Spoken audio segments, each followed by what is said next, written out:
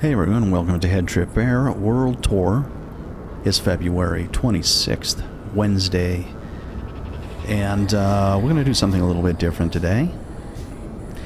We're going to be taking a little bit of a sightseeing flight down the Oregon coast. Now, we've done this before, but we've never done it with hired guns, and this time, supposedly, we have a tour guide to lead us on.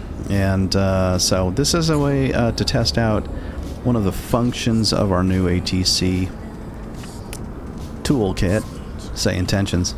I spent some time setting up a specialized tour with our tour guide, and supposedly we can get some geolocated points of interest along the way. So here we are in Astoria, Oregon, right at the tip of the north. And we have a windy day today. This is live weather on the 25th, or 26th, I should say.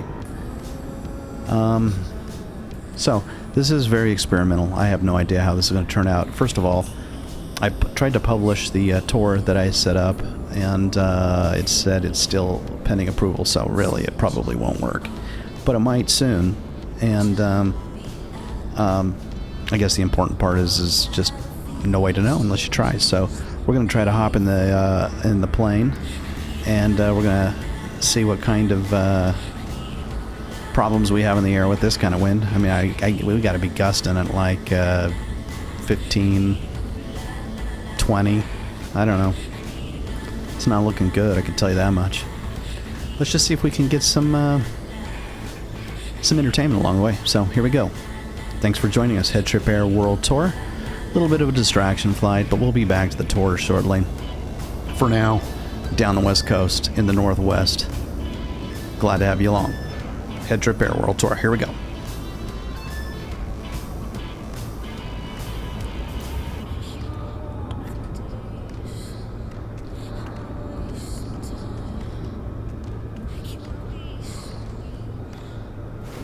Covers come off. Just kind of like Groundhog's Day when it comes to this kind of stuff, right?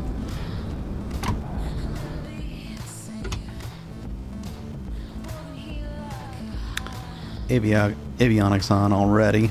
Sirius 555, Sierra Mike, traffic alert, 2 o'clock, 4 miles opposite direction. And I'm tuned into 124850. 124850 is going to be... I have no idea what that is. Let's just go ahead and get off of 124850 for the moment. We have here at Astoria Regional Airport, we have CTAF 1228. I don't know what CTAF stands for. Let's find out. I don't see ground, I don't see tower, I do see center. Let's go to center. 1242. 124, up the dial to 2. And we'll switch on over to center. Alright, we're 1242. Let's see if we can get a radio check. I don't know. I gotta figure out what these different types of frequencies do that aren't as familiar to me. Here's the ones we've got. ASOS at 135.375. We've got CTAF at 122.8. We've got center at 124.2. We've got FSS at 122.3. We've got Romeo Charlie Hotel Kilo, whatever that is.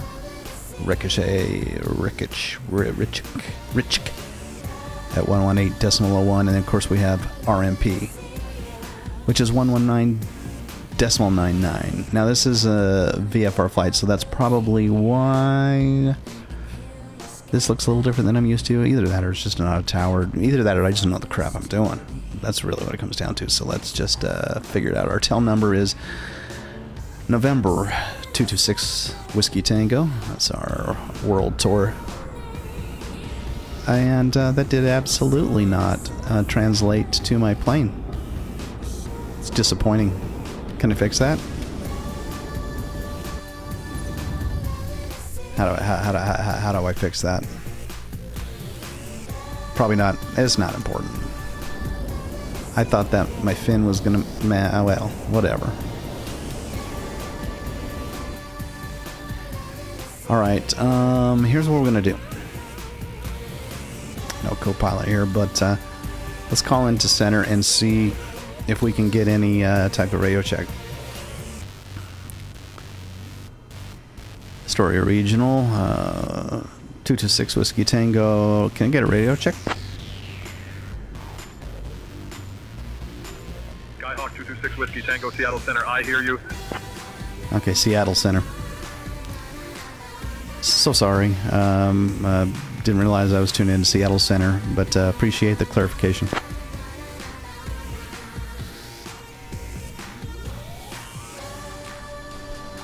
Skyhawk 6 Whiskey Tango, no problem. Let's see.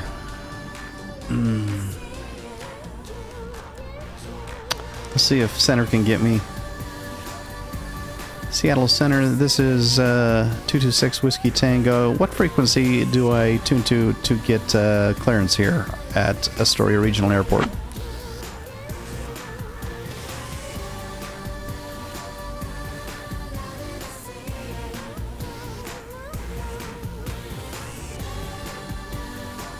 Skyhawk 6 Whiskey Tango, contact Portland departure on 124.2 for clearance. Diamond Tree 4, Alpha Bravo, traffic 10 o'clock, 4 miles level at 9 or 500. Okay, we are at 124, so this is good. Portland departure. 9er, 8359er, Seattle Center. I'll have your clearance in just a second. Cleared to Olympia Airport via Astoria, then is filed. Climate maintained 5,000. Departure frequency 124.2. Squawk 5512. Expect runway 32. Bonanza 359. Seattle Center, Bonanza 9359 is with you on the Astoria 3 departure. Direct to Astoria, then northbound.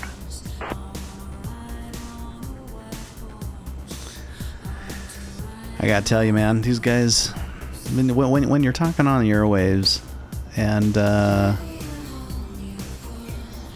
well, first of all, I better get my plane started before I burn my battery out. Hold tight. Too many things to think about at once, especially when you're kind of learning the ropes here a little bit. We'll get my lights on, alternator up, and let's go ahead and fuel pump up. Yeah, that's right. Magnetos up. There we go.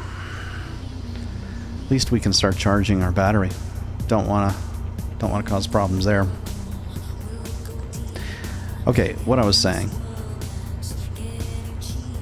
I don't know, does anybody care? Get my pitot heat on. Come down to idle. So, point being, Portland departure is going to be on 124.2. I guess I can just get clearance. Let's give it a try.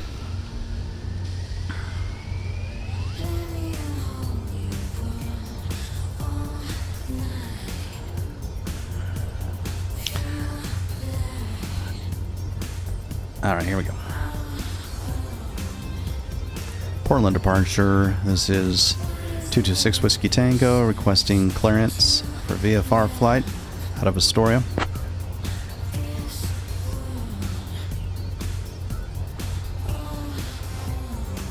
Skyhawk 6 Whiskey Tango, on departure, maintain VFR at or below 1500 feet, departure on 124.2, squawk 4747. Maintain VFR at or below 1500 feet, departure on 124.2, squawk 4747. 226 Whiskey Tango.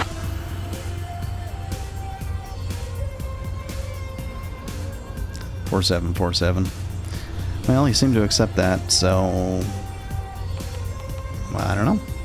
Let's take it for what it is. 4747. Broadcast on. I'm going to stay below 1500 feet, so I'm going to go ahead and bring my cap up to 15.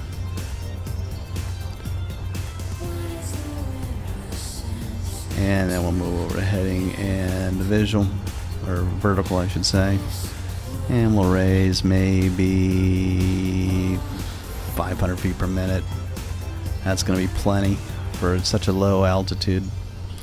Header bug, we'll fix that once we get lined up. So, UPS 461 heavy cleared for the star arrival contact approach on 119er point tree. Cleared for the star switching to 119er point tree UPS 461 heavy. Let me find out the departure runway here at Astoria. I'm kind of hoping it's 08 because that'll take me directly out to the Astoria column. And then we can get our tour running. Okay, before we do that though, however, hold tight. I'm going to have to go and get our tour set up. Let's see, tour. Where's the instructions on the tour tuner? Tour tuner, how to get it started. Okay, so we map the PTT for the intercom, start the flight, get in the air, get established, hold down the intercom and ask tour guide for available tours, and then it will tell our tour guide to start that sucker. Alright, that's what we'll try. Can't guarantee it'll work, but we're hoping for departure on runway 08, so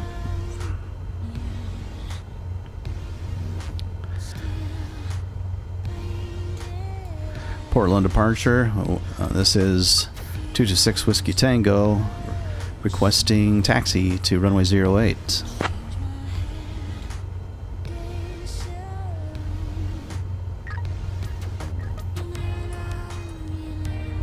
Skyhawk 6 Whiskey Tango, contact Astoria. Ground for taxi instructions to runway 08.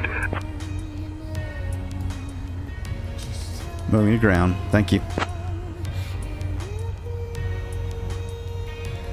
Where's ground? Skyhawk 6 Whiskey Tango, roger. Contact Astoria ground for further instructions.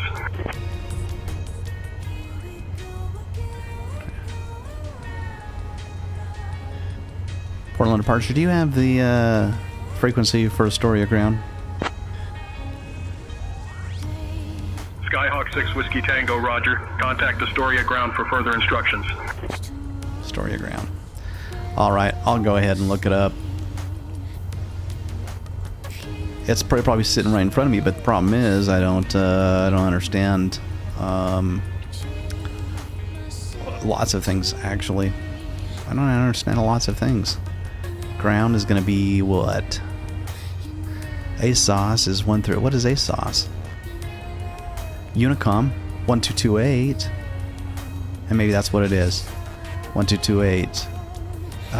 McMinnville Radio 1223, and that's FS. So I'm gonna try. I don't know. Unicom 1228.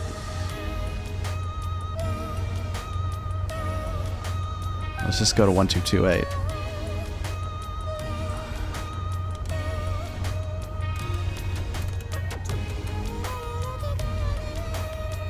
As long as we're on Unicom, I don't know.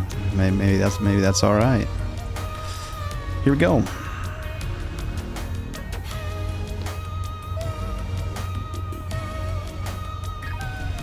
Astoria ground. This is 226 Whiskey Tango requesting taxi to runway 08.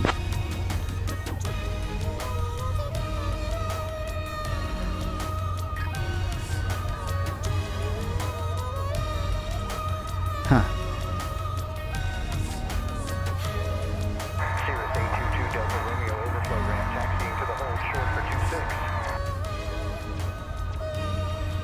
Astoria CTAF does not appear to be working too well.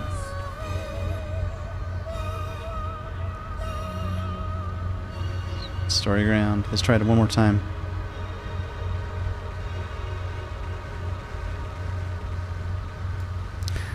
Astoria CTAF, can I get taxi approval for runway 08? This is Whiskey Tango. Excuse me, 226 Whiskey Tango.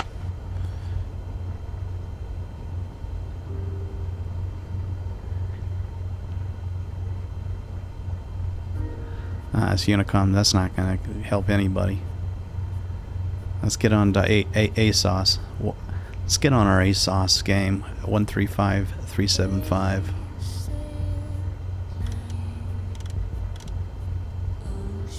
This doesn't feel right to me. 375. Maybe I just need to do it from center. And then ask for ground at center. I don't know. 133375. 3010. Density altitude minus Kilo Alpha Sierra 1200 Tango feet. automated weather observation 0. Oh, I see. Victoria Regional Airport. Automated Altitude. surface observation. This is basically ATIS. 550. Sky condition Wind 105 clear. at 4. Temperature 10 Visibility C. 10. Dew point tree C. Sky Altimeter conditions tree 007 tree Temperature 6. 6. Dew point 4. Kilo Alpha Sierra Tango Altimeter automated weather 3010. observation Density 0700 altitude Zulu. minus 1200. Okay, there's ASOS. I don't know the difference between ATIS and ASOS, but I like the sound of ASOS. So ASOS is not going to be our ground. I think we're going to have to go back to center, unfortunately. There's FSS. I don't know what that is. But Regional Unicom, McMinnville Radio, 1223. Maybe it's 1223. I'll try that, and then we'll go back to center. 1223. That'll be my last one. At least I'm not bugging the same people over and over again. 1223.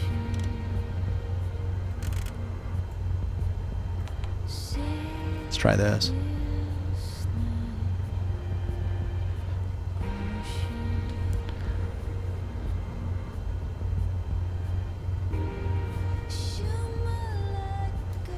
Astoria ground. This is 226 Whiskey Tango requesting taxi to runway 08. Come on, baby. Skyhawk 6 Whiskey Tango, contact ground control for taxi instructions to runway 08. Okay, where's ground control? Major Tom. It's not 1223. I can tell you that. Let's go back to center. 1242. And then we'll just ask for ground. 1, 2, 4, and 2. Some people are out there going, this guy's an idiot. 1242. Back to center. We've tried FFSS. We've tried what haven't we tried? We've tried CTAF. We've tried okay. This has got to be it. If it's not this, we're going straight to 11999. Astoria ground. This is 226 Whiskey Tango requesting taxi to runway 08. Come on, baby. Skyhawk 6 Whiskey Tango, taxi to runway 8 via Charlie Alpha. There it is, right there on center, all along. Taxi to 8 via Charlie Alpha. 226 Whiskey Tango.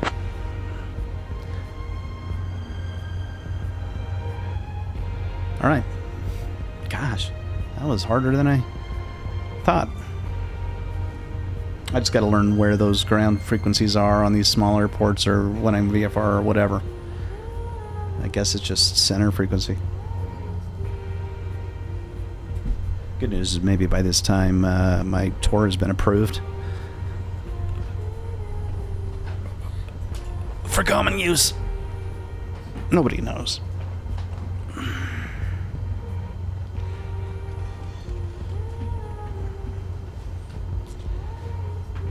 Alright, I'm gonna go ahead.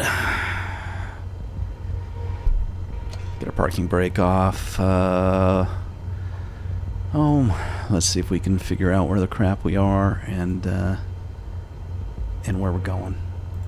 Where we are and where we're going. That is a very important element to flying. Okay, so my goodness. Where's the chart? Where's the chart? I'm gonna taxi on Alpha. Charlie and Alpha. I'm still looking for charts, sorry. Astoria charts. Airport info. Literally, even the chart can't tell me where I'm going. And I'm looking straight off of Navigraph as well.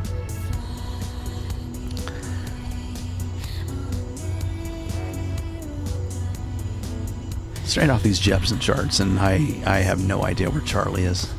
How would I ever know? Okay, well, if they don't know, I guess I don't. I'm just going to... I do know this, is I'm going to go to the left and take a little diagonal course back to the start of the runway. Elevation 12.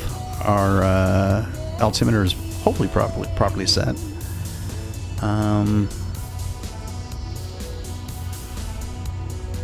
Okay. Here's the good news. I do know my way around the Oregon coast. Not like you can get lost, given the fact that you just go straight south. But I kind of know my way. Once we get in the air, we'll see if we can get a tour guide helping us out. There should be a taxiway just coming straight out from here. And I suppose this is going to be Alpha. But I don't know. Okay, I'm going to pull off this way. Just one second. Let me make sure this is...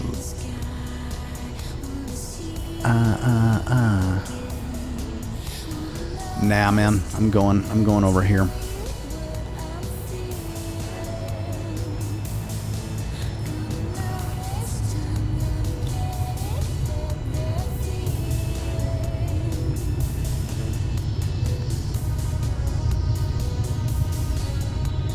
Okay, hold tight. That is not a taxiway, is it? Can I just hang on a second here? Everybody hold their horses? I guess it is. Well, this place is old school, man. Can I tell you?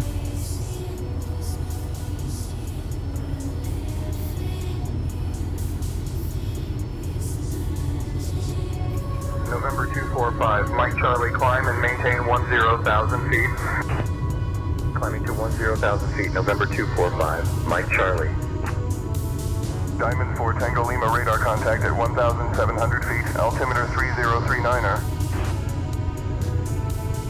Seattle Center, Diamond 4 Tango Lima is airborne again. We're about 1 mile west of 56 Sierra, 1,300 type CA-42, requesting VFR flight following to Sierra 45. Diamond 4 Tango Lima radar contact, proceed on course to cast. Altimeter 3039er.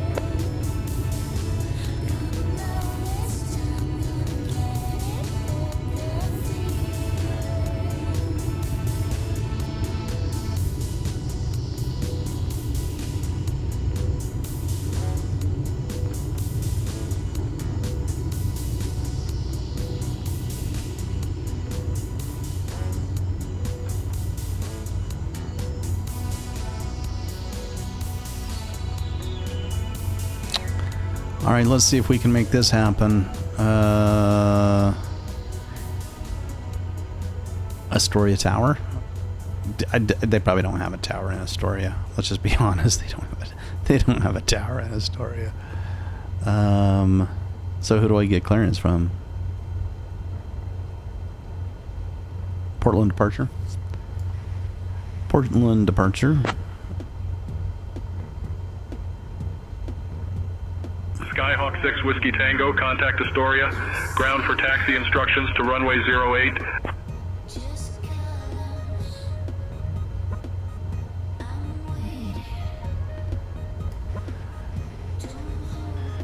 Portland departure. This is Whiskey Tango. I'm lined up, ready to take off here at runway 08. Can I get clearance?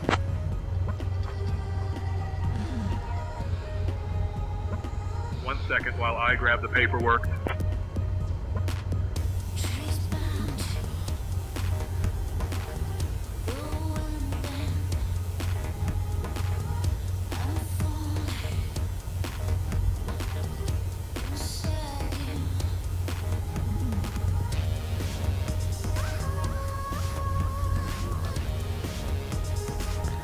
Let's see how this comes back. First of all, I need to change my transponder to 7221, so let's go ahead and do that. That I don't know why I keep missing that, but it's not like I'm getting instructions on that, so.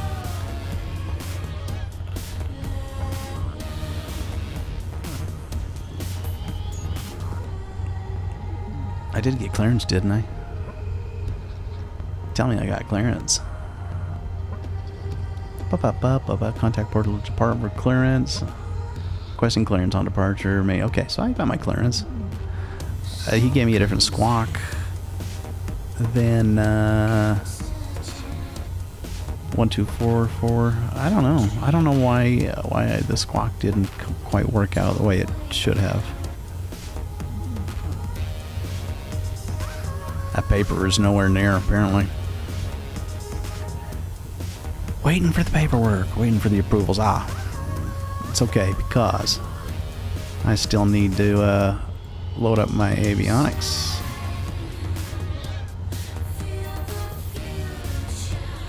Come on, baby. Load from this Southwest place. 65 tree, descend and maintain flight level 280. Descending to flight level 280, Southwest 65 tree. There we go. There's that nice little flight plan of ours. This is going to be Whiskey Tango 226. Airline other. Call sign is going to be Skyhawk. Whiskey Tango.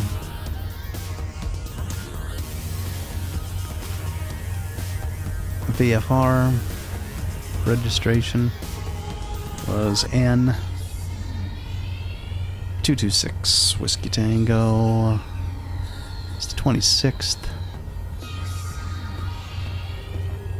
225. Off block time is going to be 7:10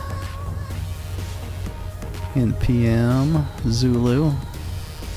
Transponder mode C.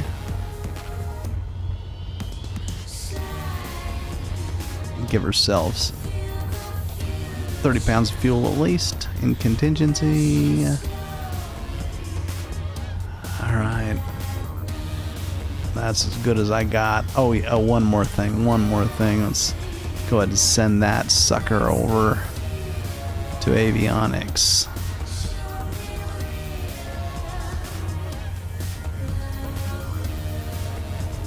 There we go. How's things looking? Now, really where we want to go, that's where our flight plan's going to take us, but the tour is going to take us over here. Coming out of the airport, we're going to go over here to the column, and then we'll fly back around on the Columbia River, over the bridge, back over to Fort Stevens, and then down the coast from there. So, the flight plan is rough.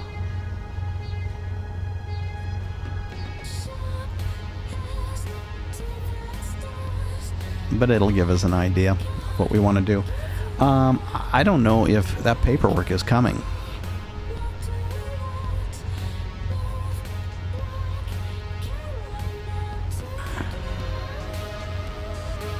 Huh.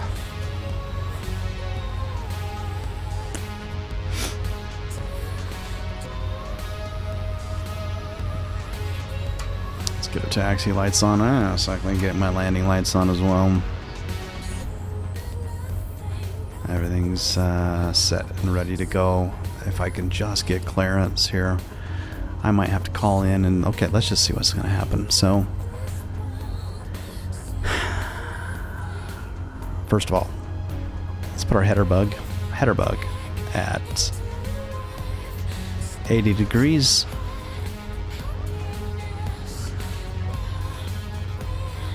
I don't know if it's exactly 80, but 81 really. There we go. Header bug set. Now let's call back in. Portland departure. This is Skyhawk Whiskey Tango. Have you got that paperwork for our clearance yet? I am working on that clearance. Stand by.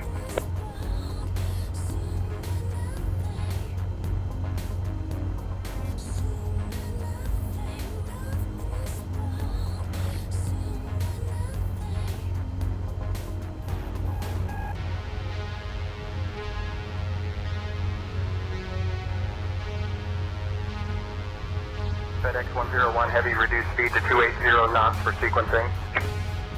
Slowing to 280 knots, FedEx 101 heavy.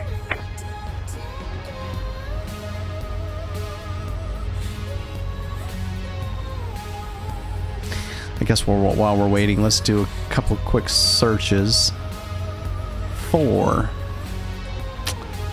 ASOS frequencies. So what ASOS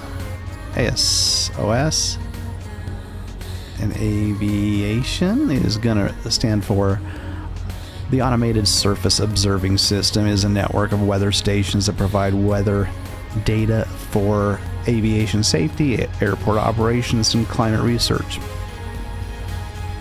Okay, so that's ASOS. What's CTAF? CTAF in aviation stands for Common Traffic Advisory Frequency, which is a radio frequency used for air-to-air communication at non-towered airports. Pilots use CTAF to communicate with each other while operating to or from an airport without tower control. Okay, fair enough. So CTAF is pilot to pilot. Sounds like CTAF frequencies can be Unicom, Multicom, FSS, or towered frequencies. So what is an FSS? FSS aviation means Flight Service Station, an air traffic facility that provides pilots with services and information. FSSs are different from air traffic control, which provide instructions, clearances, and separation. So this FSS provides pilots with services and information. So what services are that? Pilots receive pre-flight briefings that include weather notices, flight plans. Pilots can file open and close flight plans. Pilots receive flight advisories while en route, search and rescue, weather reports, navigational aids. Okay, so none of that stuff. What's RMP? RMP in aviation is going to radio management panel, a key cockpit instrument. A key cockpit instrument that helps pilots control an aircraft's communication and navigation systems. RMPs are a vital part of aircraft's avionics systems. What do? Select communications and navigation frequencies.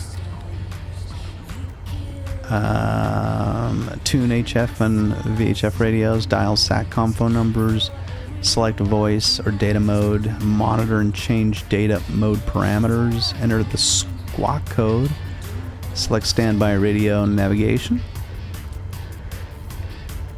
and adjust the volume for voice communications and navigation. Interesting. Radio management panel, huh? In some aircraft, there are 3 RMPs in the cockpit, one on the center pedestal to the left of the throttles, one center pedestal to the right of the throttles, and one side right overheads. Benefits. RMPs help pilots communicate with air traffic control and navigate reliably, which contributes to flight safety and efficiency. Still, I don't know if I understand the distinguishing factor between that. What's RCHK? RCHK in aviation. RCHK.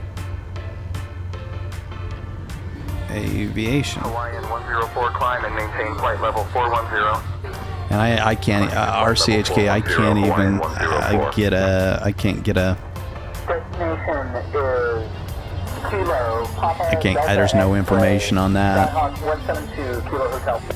I don't know what that is. 72 Kilo Hotel Astoria Airport at your 1 o'clock 13 miles. Change to advisory frequency approved. Radar services terminated. Squawk VFR. Provide. Frequency change approved. 72 Kilo Hotel. Thank you. Good night.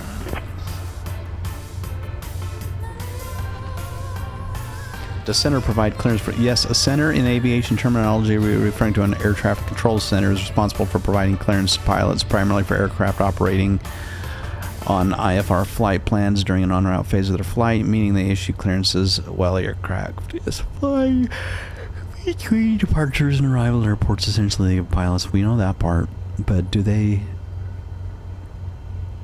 give Are they on the same frequencies, I guess? When a control tower is located within class B, C, D, surface request for clearance should be to the tower. Okay, so when a control tower is located within the class B, C, or D, the surface area request for clearances should be to the tower. In class E surface area, a clearance may be obtained from the nearest tower, FFS, or center. Okay. Huh. So the nearest tower would be like McKinley or McMinnville radio or something like that. I don't know. Interesting. Okay, that's good to know. In a Class E surface area, a clearance may be obtained from the nearest tower, FFS or center. Okay. That's kind of good to know. I don't think I'm getting my clearance, though. He's just working on the paperwork. Let's try to file again. Nah, I did file with him. That's the problem. Taxi, instructions to runway 8. Working on that clearance.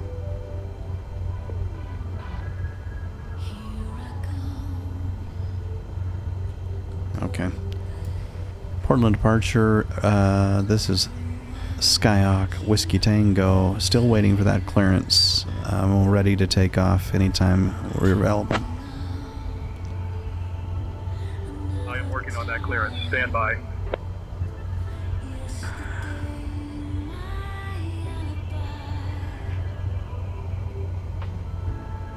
I don't know if I'm going to get it. Now they want my transponder at 1, 2, 3, 4. You know what? I have an idea. Let me move my transponder over to 1200. Isn't that like the...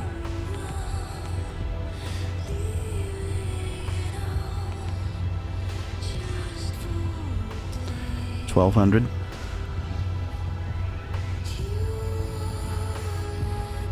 Assigned transponder. Let's go 1, 2, 3, 4. Maybe that'll change things.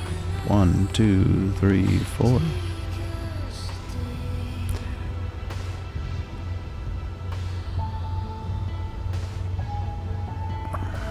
Okay, let's try this one more time. Portland departure. This is Skyhawk Whiskey Tango requesting takeoff. Runway 08 in Astoria. You'll have your clearance in just a second.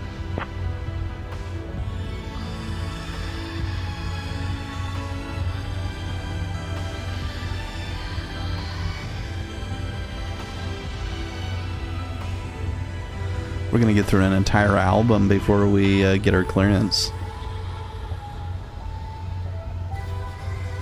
Let's go ahead and line up work with our tour guide. Maybe let's make good use of our time. I think we need to get in the air though. That's the only problem.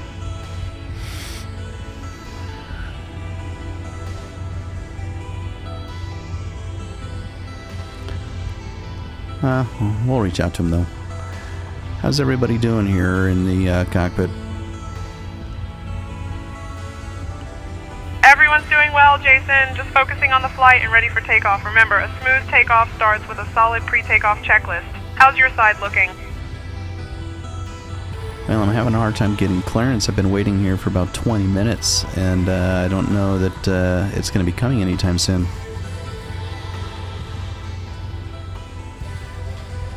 I understand your frustration, Jason. Sometimes clearances can take a bit longer than expected, especially if there's a lot of traffic. It's a good idea to keep monitoring the frequency and be ready to respond when they do call.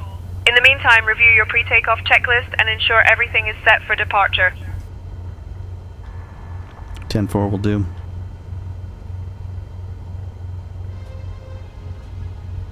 I understand the wait can be frustrating, Jason. While you're waiting for clearance, let's review your pre-takeoff checklist to ensure everything is ready for departure. Also, remember to keep an eye on your fuel levels and weight and balance calculations, as these are crucial for a safe takeoff. Roger that.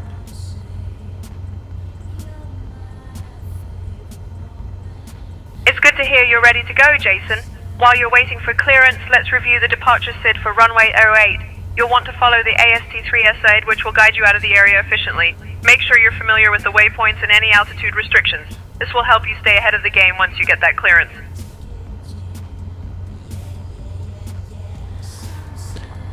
No worries. Can you repeat that one more time?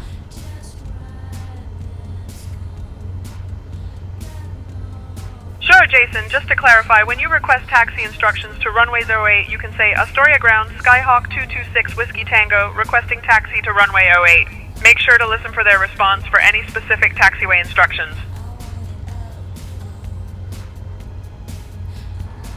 Roger that. Great. While we wait for clearance, let's review the AST3 SID for runway 08. It includes specific waypoints and altitude restrictions that will help you navigate efficiently once we get airborne. That sounds just fabulous. Thank you. You're welcome, Jason. If you have any other questions or need assistance with anything specific, just let me know. Thank you very much.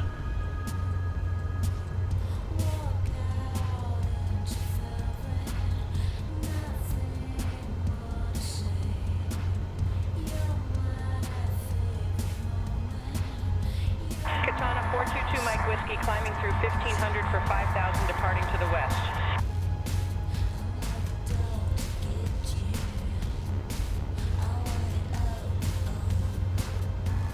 How is our tour guide doing back there? I can't speak for the tour guide, but I'm here to help you with your flying. Let's focus on getting that clearance and preparing for takeoff.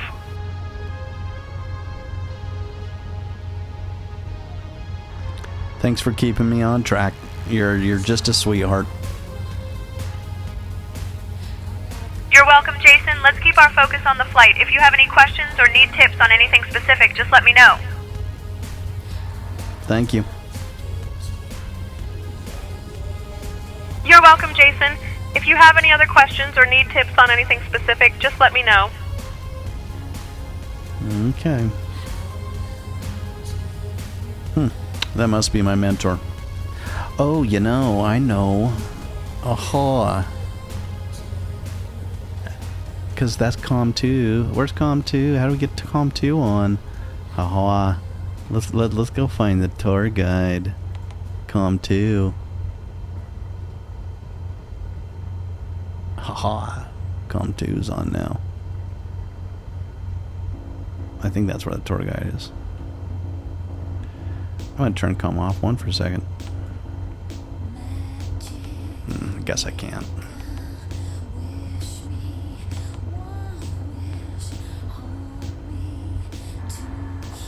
Here on COM 2, is the tour guide out there?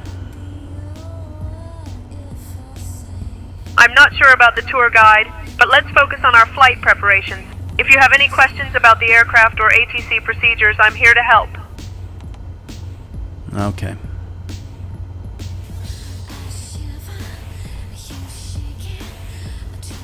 Portland departure. We have any clearance taken care of yet? Just apologize for spamming this frequency, making a fool of myself, but I really want to get in the air.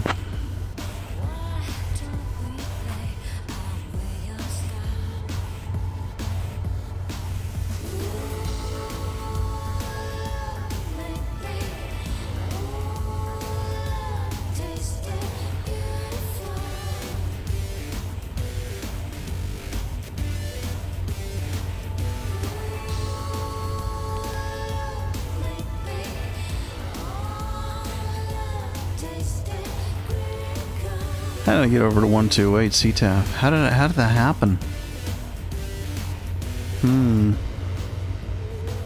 Didn't really want that. Nope. Hang on a second.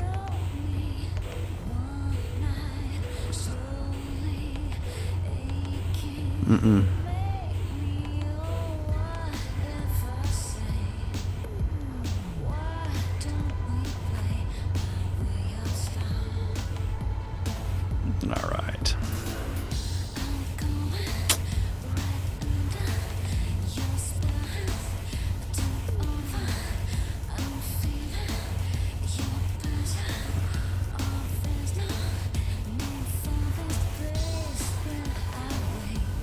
There we go.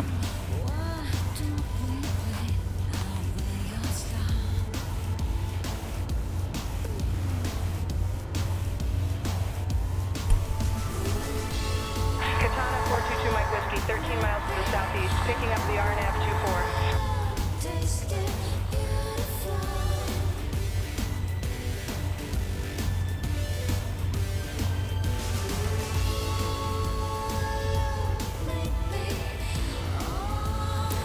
Portland departure. This is Skyhawk Whiskey Tango. Apologize for spamming the channel. Would really love to get in the air. Anything in the way of updates?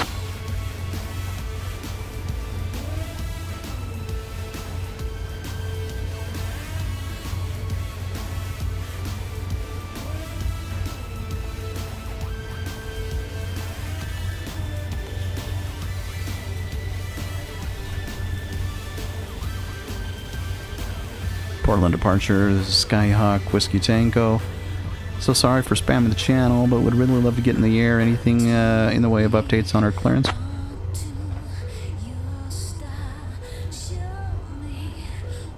Skyhawk 6 Whiskey Tango, contact Astoria. Ground for clearance and departure instructions. You are currently on the ground and need to coordinate with them for takeoff.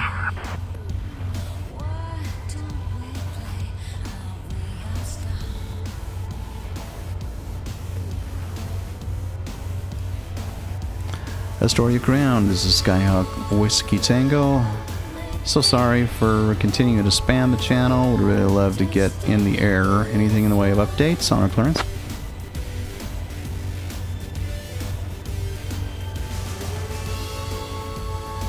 Skyhawk 6 Whiskey Tango, you're on the wrong frequency. Contact Astoria ground for clearance and departure instructions.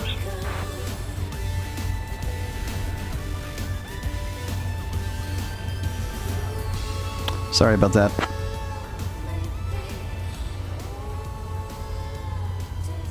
Skyhawk 6 Whiskey Tango, no problem. Just make sure to contact Astoria ground for clearance and departure instructions. Do you happen to have the frequency for Astoria ground?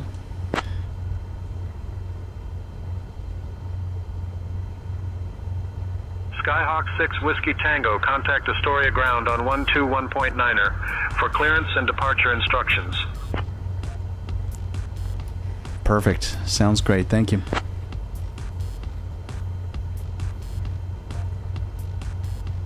(1219). I would have had no clue. I would have had no clue. I have no indication of 1219, but let's be grateful that we found it.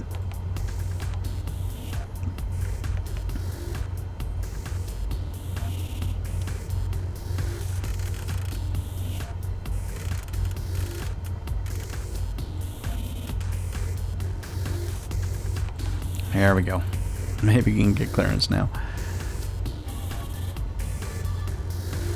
Astoria ground. This is Skyhawk Whiskey Tango. Lined up, ready to take off here at runway 08 in Astoria. Can we get clearance for takeoff? Nobody is listening on 121.9er.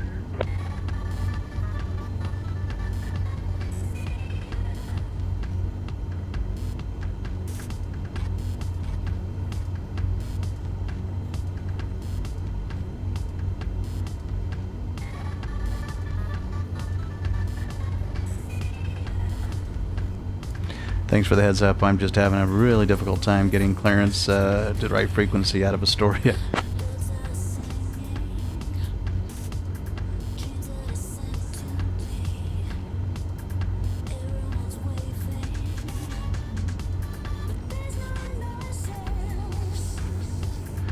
I think we'll just take off.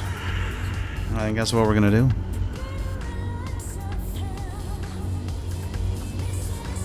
COM 2 frequency.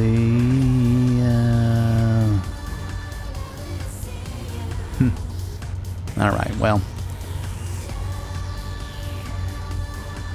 I'm going to go back to center. 12485, and then we'll just take off.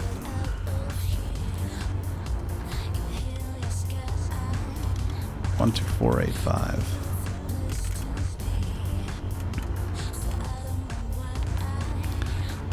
guess that's how it goes. Alright. This is not good. Just tried everything. Just tried every single thing in the book.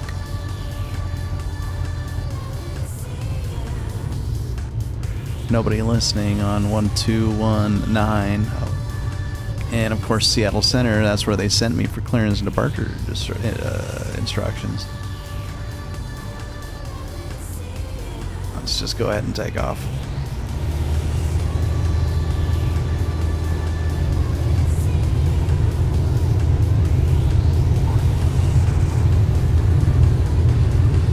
Oh, the wind is brutal. My goodness, that wind is brutal. There's the bridge. Let's come on over to the column. It's going to be on that hill, just straight ahead. Trim up just a tad. See if we can manage this wind. Okay.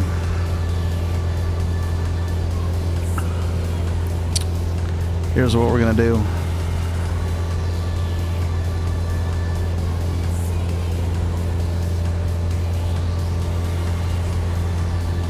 Hope everyone's having a great flight. Would love to get this tour started. While we wait for clearance, let's focus on preparing for the flight. Remember to check your weight and balance calculations, as well as reviewing the approach procedures for CAST. It's a great day for flying. Skyhawk 226 Whiskey, Tango, Seattle Center, radar contact. Type Cessna Skyhawk. Over Astoria Regional Airport at 800 feet. Sierra Tango. Heading 044. Request flight following. Astoria altimeter 30.06. Let's go altimeter 3. Okay, that works. Let's see. 3006.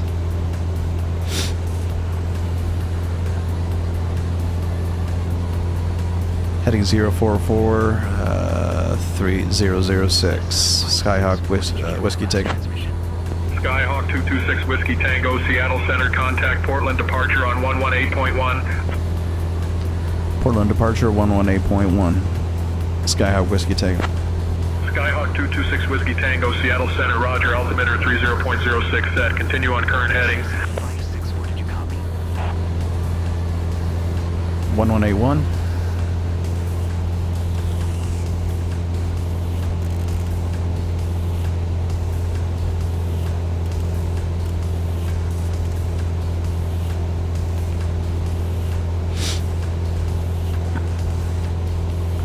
Portland departure, this is Skyhawk Whiskey Tango with you on 118.1. Cessna 1805, Charlie Portland approach, roger. Skyhawk 226 Whiskey Tango, Portland departure. Good afternoon, Astoria altimeter 30.06. 3006, Skyhawk Whiskey Tango.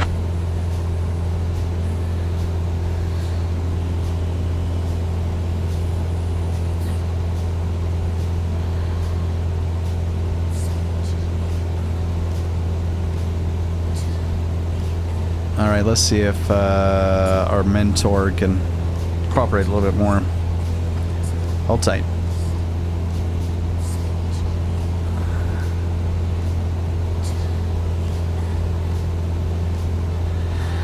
Hey, can we get a list of available tours in the area?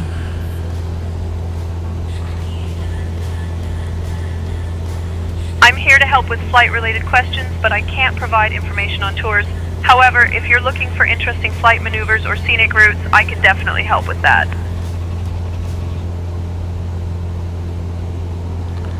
How can I talk to the tour guide? 78564 is type Cessna Skyhawk, 3 miles northeast. As your of flight Austin instructor, I Altitude can assist with 3, contacting the tour 2,900 guide. feet. However, if you have Request any flight questions following. about the flight or need tips on ATC communication, I'm here to help.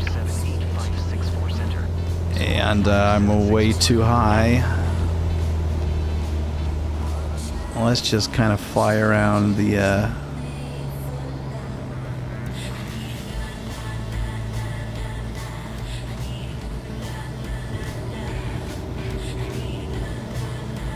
Tour guide, how do I, comms?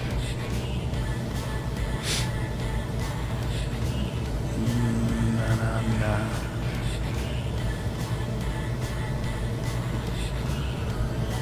Oh, there we go. I get you. Hang on a second. Cessna 564, did you hear my last transmission? Let's try this.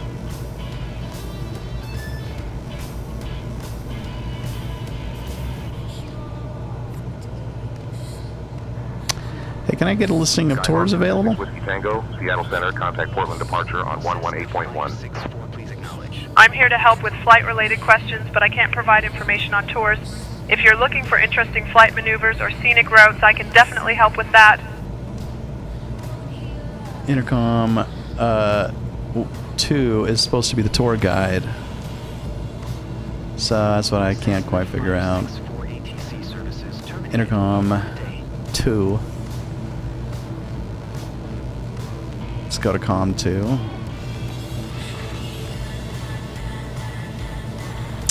Hey, can I get a list of tours available in the area? I'm not able to provide information on tours, but if you're looking for advanced flying techniques or tips for our current flight, I can definitely help with that. I don't know how to get over to tours. I mean, COM 1 is off, for heaven's sakes.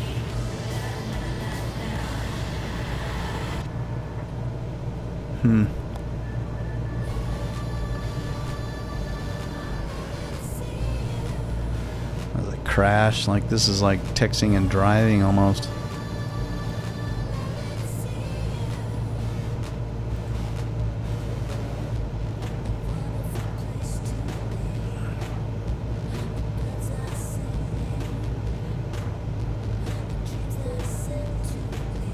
Gonna turn ATC off for a little bit. Continue climb to flight level 290. Continuing climb to flight level 290, Southwest 280. Hey, would love to get some tours available in the local area. I'm here to help with flight-related questions, but I can't provide information on local tours. However, if you're interested in scenic routes or advanced flying techniques, just let me know. Okay, here's what we're gonna do. We're gonna go to our settings. We're gonna flip a few things here on intercom. Channel 1, we're gonna change to our tour guide. Oh, we can't. Hang on. Disable the mentor. Disable the tour guide. Channel 1, we're gonna select tour guide. And we'll leave channel 2 disabled. Let's try this. Hey, can I get a list of tours available in the area? We have 2 tours available in this area. Tour ID 236, North Pacific Coast with the first stop at Aberdeen Bridge, which is 52 miles away. And Tour ID 865, HeadTrip Air Oregon Coast with the first stop at Astoria Column, just 4 miles away.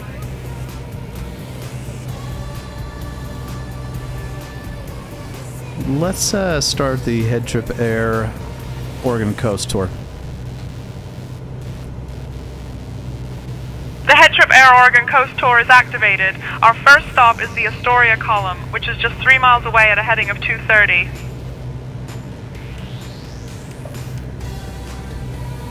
There we go. 230, huh? Let's get over to 230.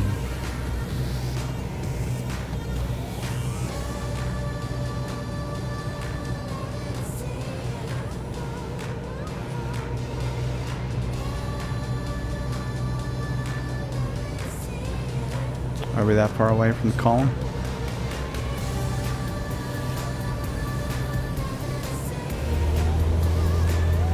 Now we can put some oomph into it. Let's go find the column.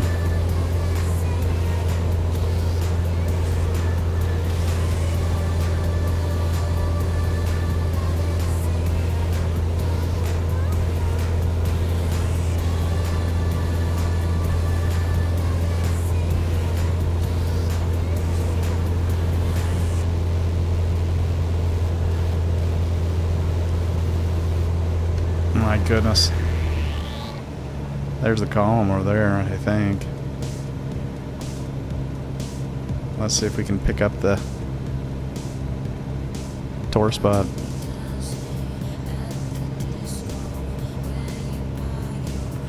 I think this is the column. I could be wrong. At our 10 o'clock, just 1 mile away, we have the Astoria column. This historic monument stands 125 feet tall and was completed in 1926. It features a spiral staircase with 164 steps that leads to an observation deck offering stunning panoramic views of the Columbia River and the surrounding area. The column is adorned with intricate murals depicting the history of the Pacific Northwest, making it a favorite spot for both tourists and locals. Legend has it that if you can count all the murals without getting dizzy, you might just have the luck of the sea. Our next stop is the Astoria-Megler Bridge, which is 3 miles away at a heading of 3 and 15. 500.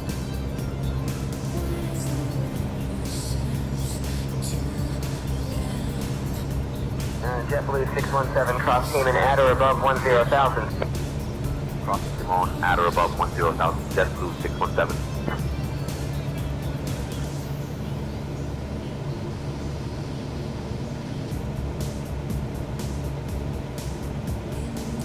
I've got ATC disabled, by the way.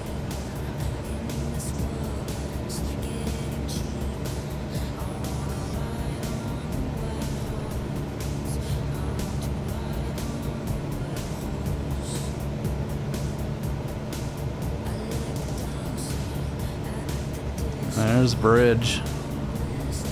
Where's our tour? At our 8 o'clock, just 1 mile away, we have the Astoria-Megler Bridge. This impressive structure spans the Columbia River and connects Astoria, Oregon to Point Ellis in Washington. Completed in 1966, it stretches over 4 miles and is one of the longest continuous truss bridges in North America. The bridge is a marvel of engineering and offers stunning views of the river and the surrounding landscape. Fun fact, it was designed to withstand the harsh weather conditions of the Pacific Northwest, including strong winds and heavy rains. So if you ever feel a gust while crossing, just remember it's built to handle it. Our next stop is the wreck of the Peter Iredale, which is 6 miles away at a heading of 280. Alright, let's go find the Iredale, huh? Okay, and I'm gonna just bring her down just a little bit. Just a tad. She's just a little bit noisy. Let's bring her down to 40. And try not to crash while we're at it.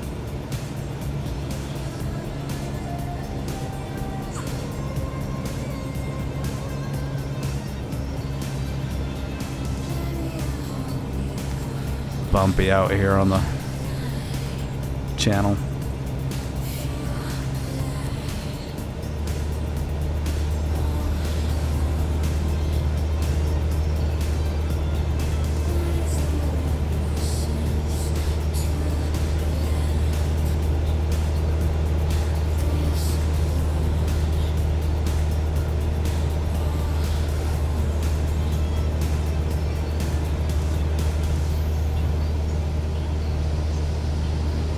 Goodness.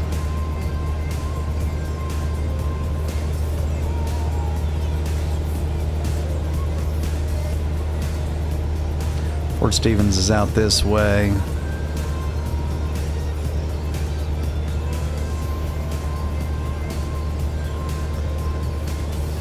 I'm struggling here with the right trim.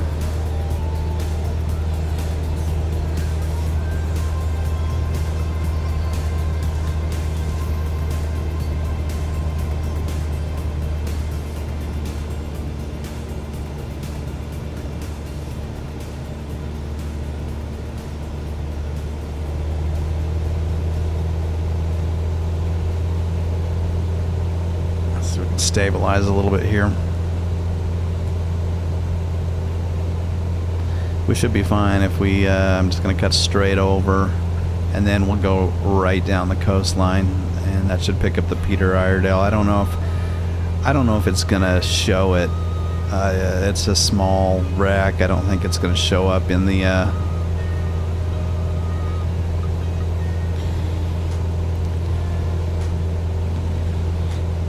in the textures here. Southwest 912, proceed direct to the Blanc intersection. Direct to Blanc intersection, Southwest 912.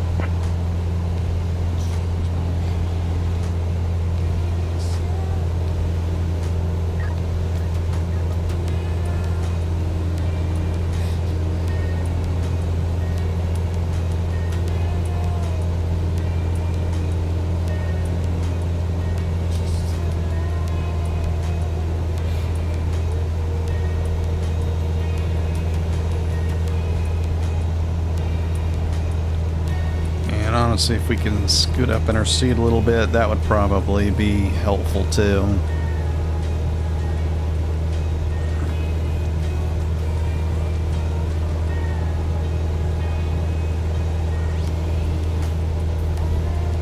Let's just try it this way.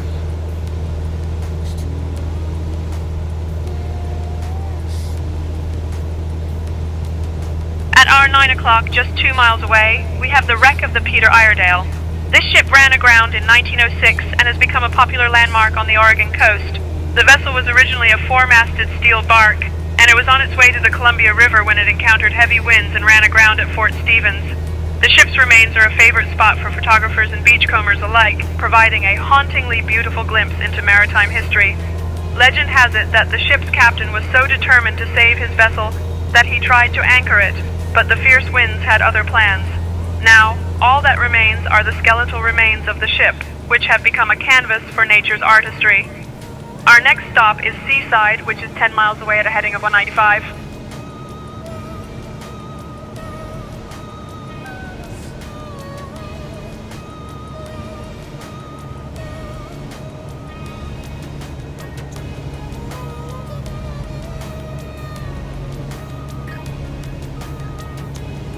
Yeah, I highly doubt we're going to see the ship's remains out here on the beach. But that's where it is.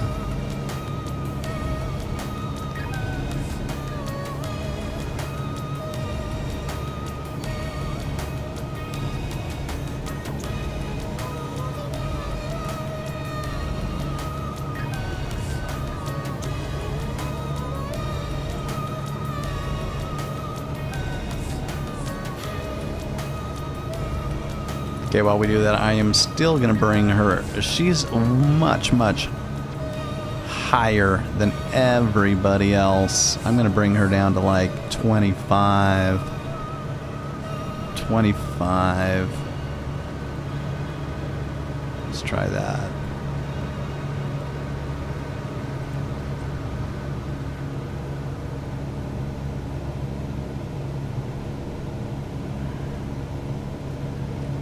What beach is right below us, do you know?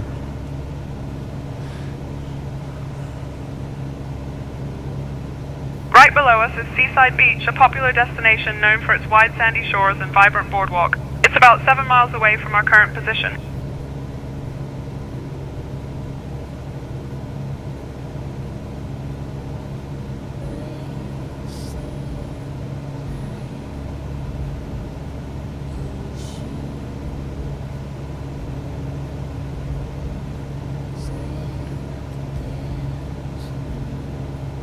This is like Warrenton, Gerhardt area somewhere here. Well, it's still probably Fort Stevens.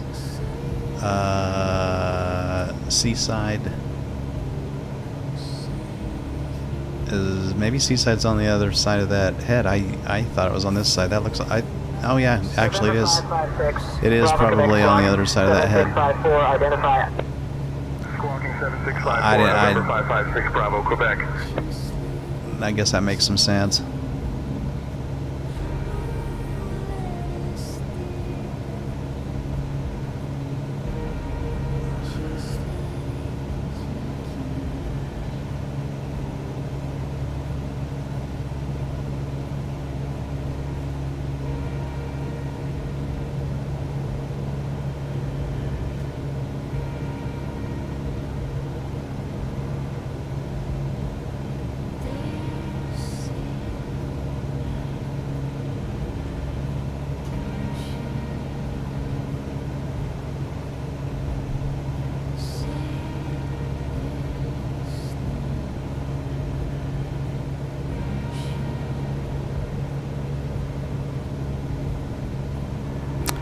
there are any good restaurants in the area.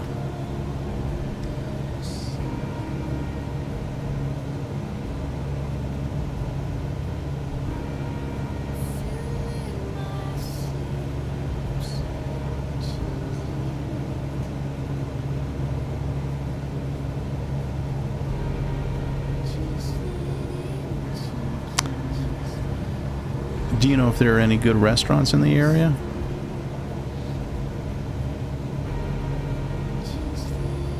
I'm here to provide information about landmarks and points of interest, but I don't have details on restaurants. However, if you're looking for a great spot to grab a bite, Seaside, which is just 3 miles away, has some popular dining options along the beach.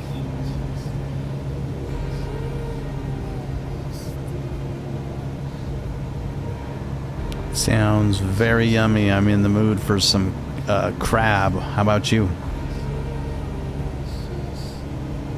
I appreciate the thought, but I'm just here to provide information about our tour stops and landmarks.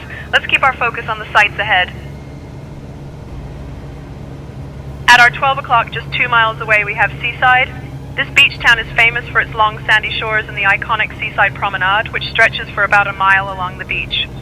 It's a popular spot for families, beachgoers, and anyone looking to soak up some sun. Did you know that Seaside was the first city in Oregon to be developed as a resort town? It was established in the late 1800s and has been a favorite vacation destination ever since. The town also hosts the annual Seaside Sandcastle contest, where people unleash their creativity and build some seriously impressive sand sculptures. So, if you see any giant sandcastles, you'll know what's going on. Our next stop is Indian Beach, which is 8 miles away at a heading of 210.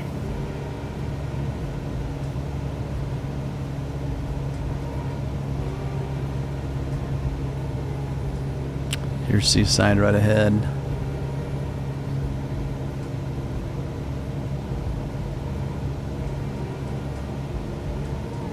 So it is on this side of that head. That is Ecola State Park. That little head coming out. The Indian Beach will be just right around the first bend of that, or close to it. Let's see if this looks anything like Indian Beach or Seaside.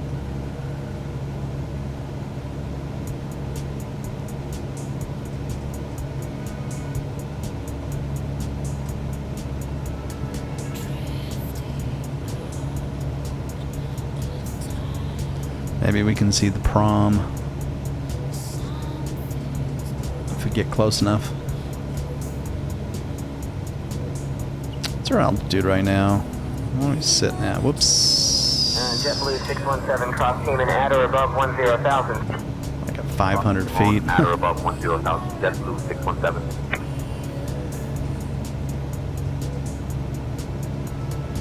There's Broadway, I think, and there should be a little circular prom. Hopefully that shows up. I realize it's not going to be perfect, but there should be a little circular promenade at the intersection of Broadway.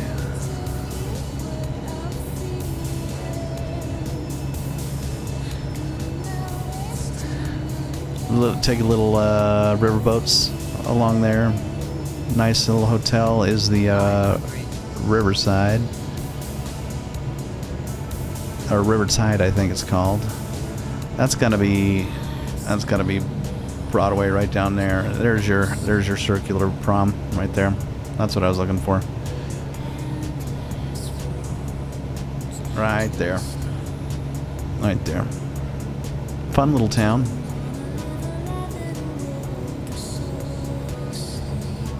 Okay.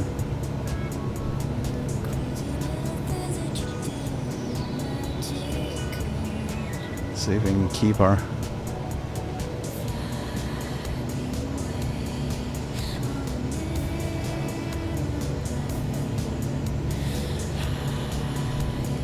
goodness.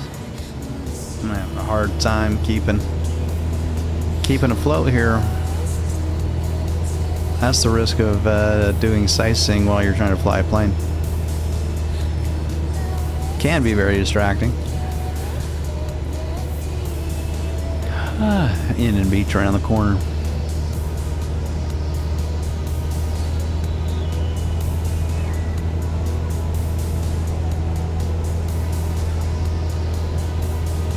It's actually going to be around that next corner.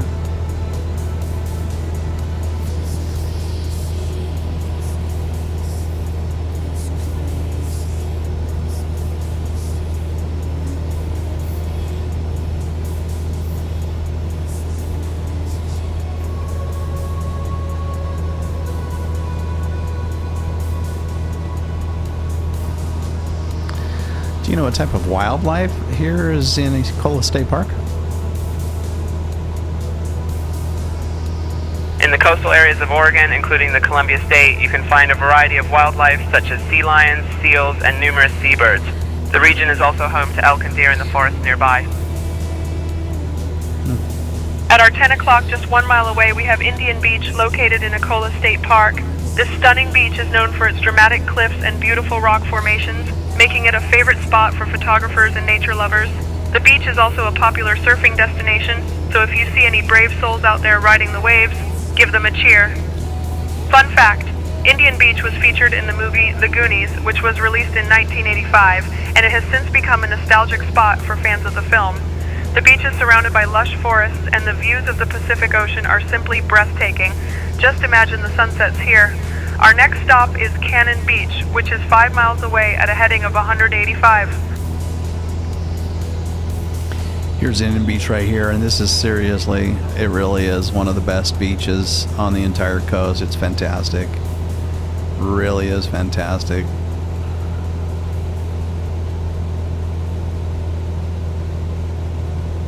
Right over here.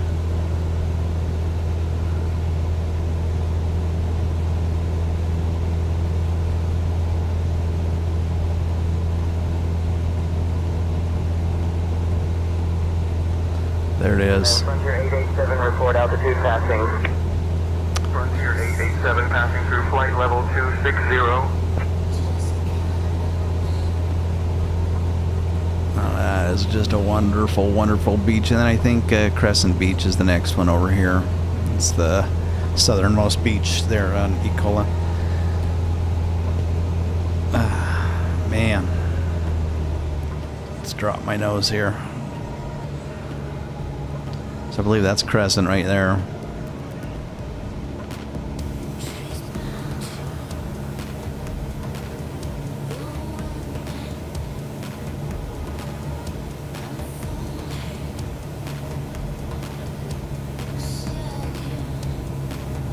And of course, Cannon Beach ahead. And by the way, the rock formations are way more impressive than what you're seeing here. Of course, you got the big haystack rock. At our 12 o'clock, just 1 mile away, we have Cannon Beach, a quaint coastal town famous for its long, sandy shoreline and the iconic haystack rock. This massive monolith rises 235 feet above the ocean and is a popular spot for photographers and nature enthusiasts alike. Did you know that Haystack Rock is home to a variety of seabirds, including puffins and cormorants? It's also a tidal pool paradise, so if you're feeling adventurous, you might want to check out the marine life during low tide. The town itself has a charming vibe with cute shops and eateries lining the streets. Just imagine grabbing a coffee and watching the waves crash against the shore. Our next stop is Hug Point State Park, which is 5 miles away at a heading of 190. And she's right about that. There's some nice tide pooling there at the base of the rock when you got low tide. And lots of fun places in Cannon Beach. But it's busy. Good luck finding parking. Busy, busy, busy. Unless you go at the right time of year. There's really no wrong time of the year to go.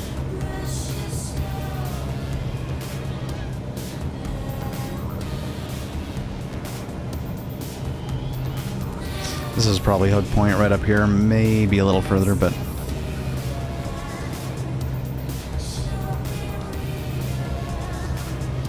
probably a little bit further. You know what? We should be autopiloting this thing. That's my problem. I'm trying too hard to do all this manually.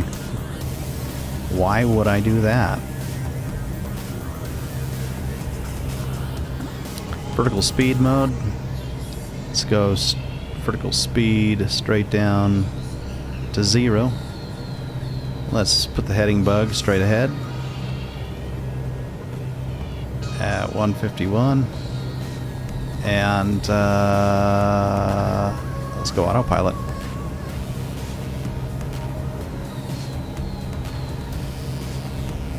Hopefully the plane can keep us a little more. That looks like maybe close to Hug Point, right up here. At our 12 o'clock, just 1 mile away, we have Hug Point State Park. This hidden gem is known for its stunning coastal scenery and unique rock formations. The park features beautiful sandy beaches, tide pools, and even a waterfall that cascades right onto the beach. The name Hug Point comes from the fact that early travelers had to hug the cliffs to get around them at high tide. Imagine trying to navigate that with a horse and carriage. The park is a great spot for exploring tide pools, and if you look closely, you might spot some sea stars or crabs scuttling about. It's a perfect place to stretch our legs and enjoy the natural beauty of the Oregon coast. Our next stop is Oswald West State Park, which is 6 miles away at a heading of 200. Yeah, this is fun because you're not going to get past it without, you're not going to get past that little section right there without low tide. Actually, you're not going to get past this section right here without low tide. There's the parking lot right there, and or it might be this one. Let me make sure I know what I'm talking about here. Yeah, I think it was back there. Anyways, low tide's the only place to visit that place.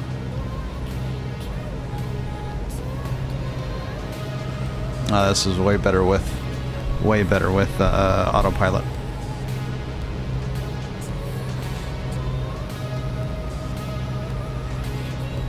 Dang.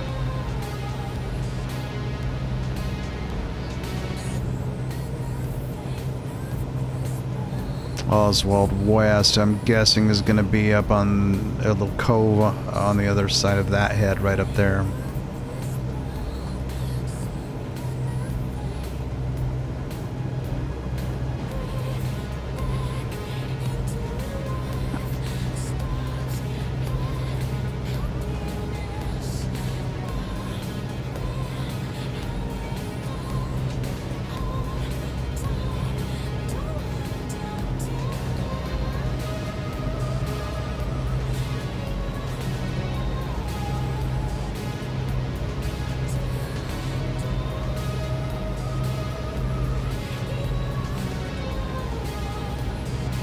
I want to say this is Acadia.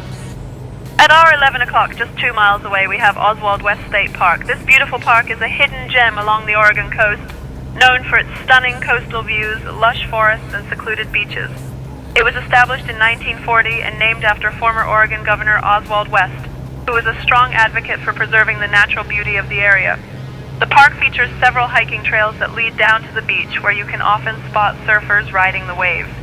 One of the most popular spots in the park is Short Sands Beach, which is a favorite among surfers and families alike. Legend has it that the beach is haunted by the spirit of a shipwrecked sailor, so keep an eye out for any ghostly figures while you're exploring. That sounds Our good next to me. stop is Wheeler, Oregon, which is 7 miles away at a heading of 180. Let's get around this.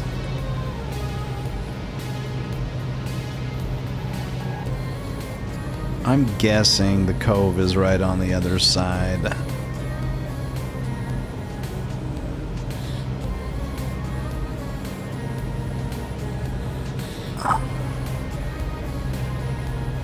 Where's Short Sands?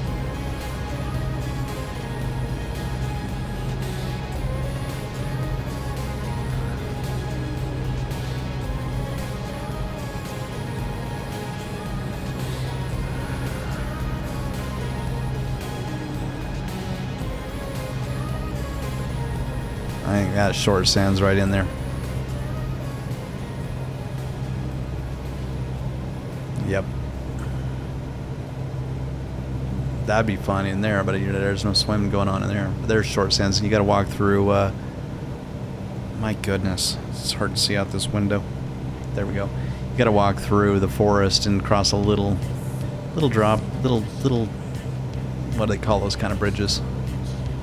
I forgot the name of it, but that's a nice little beach. It's a fun little place. United 567, reduce speed to 230 knots for sequencing. Okay, we gotta get our 0 knots, United we gotta 567. get our bum over on this side.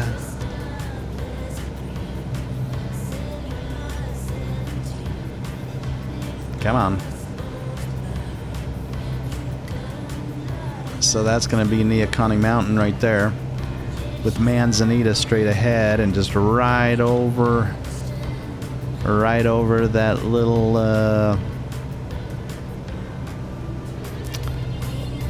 that little beach is going to be Nehalem and Wheeler. And so I think I'm going to rise just a little bit. We're just so low. Get up maybe to, I don't know, 1,000 feet or something like that. Wheeler was a little logging town, I believe. I'm sure she'll talk about that.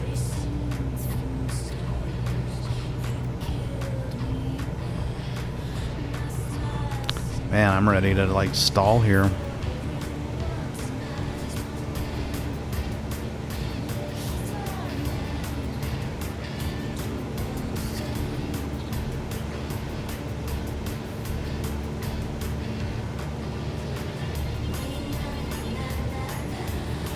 $700 works for me.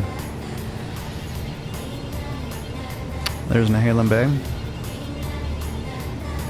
And Wheeler straight ahead. Let's see what she picks up.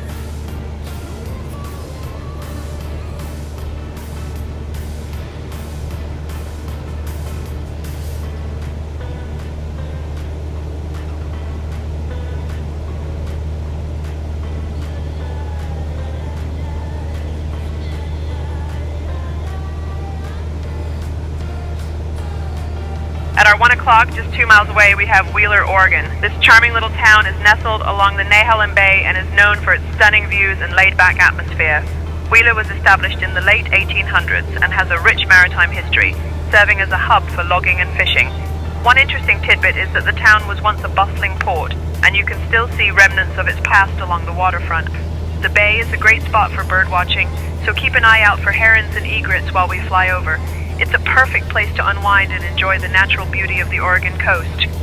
Our next stop is Rockaway Beach, which is 7 miles away at a heading of 195.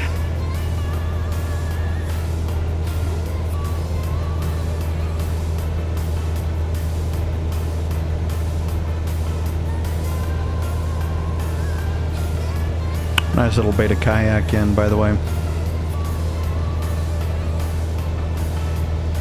So Wheeler's actually straight ahead. Probably gonna fly directly over top of it.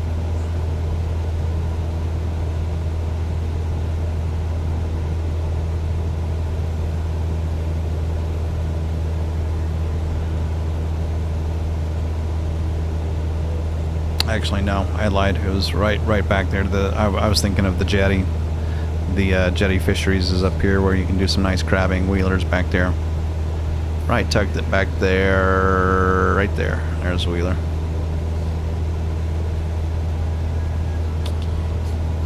And then the jetty fisheries right around here. Right there. There's two of them. There's jetty and one more. I can't remember the name of the other one. I think jetty's this one. I could be wrong. 250 knots. American 467. Fun place for crabbing though. Got a little fire pit. You cook your crab right there on the right there on the coastline. Let's see. Is that jetty?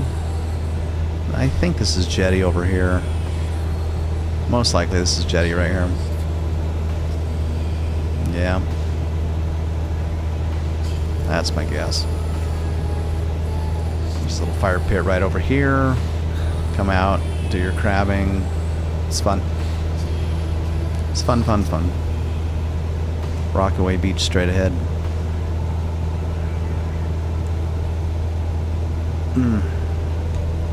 It is getting late.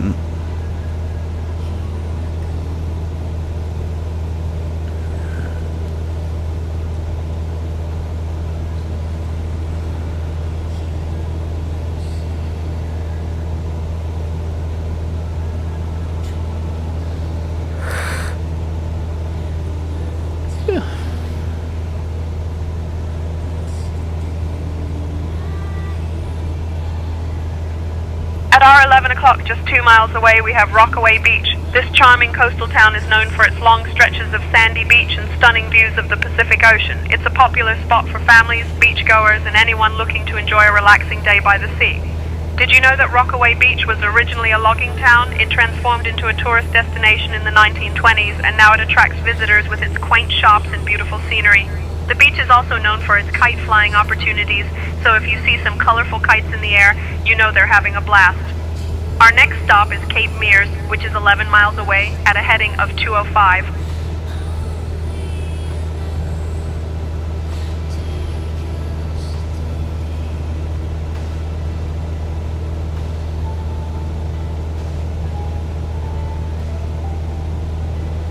Yeah, I didn't know Rockaway was logging. That makes sense. Right next to Wheeler, and then yeah, I can buy the kite flying.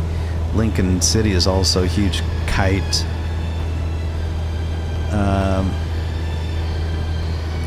flying place. Great winds there.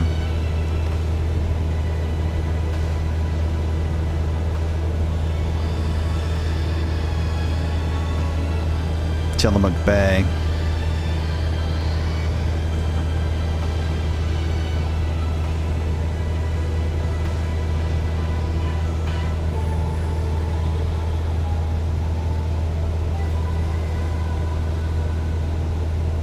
Garibaldi. If we're lucky, we can probably see the G on the mountain as we round this corner.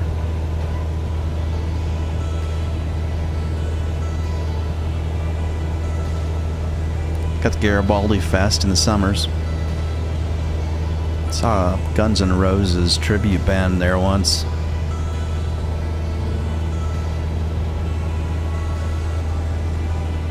They were pretty good.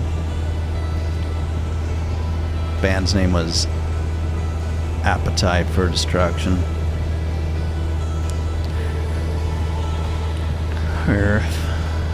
Or some play on that. G, we might not see the G. I think it's on the other side of that ridge right there.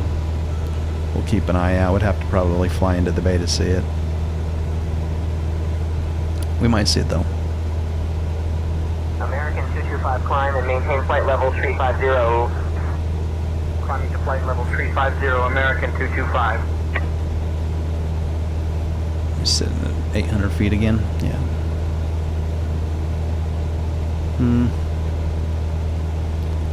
Not sure we're going to see it. I don't think we are. It's going to be on the other side.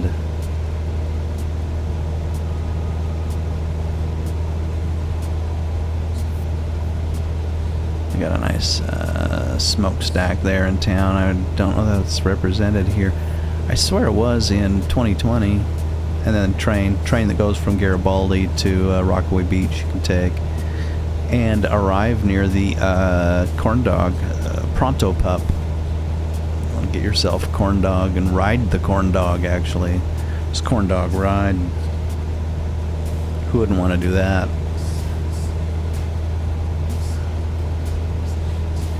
Can we see the G? I think it's right over there. I believe. May not be represented though. I swear it was in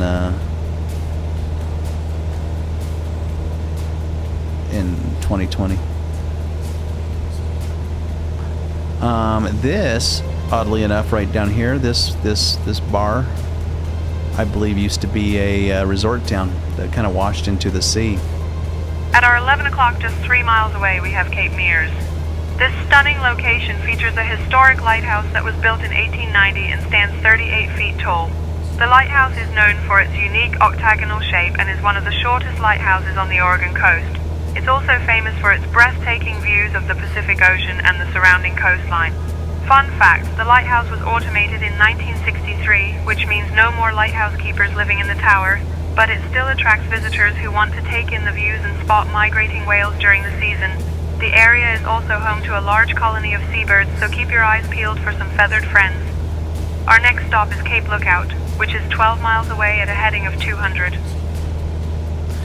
This is, by the way, one of our favorite, if not our favorite, at least one of the top 2 lighthouses on the coast. Mostly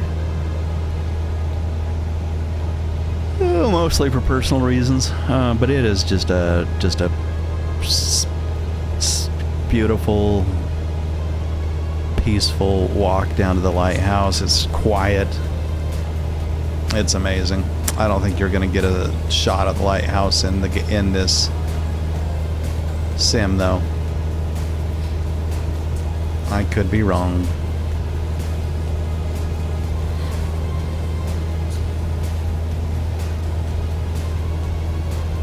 That's fantastic. Just flippin' fantastic.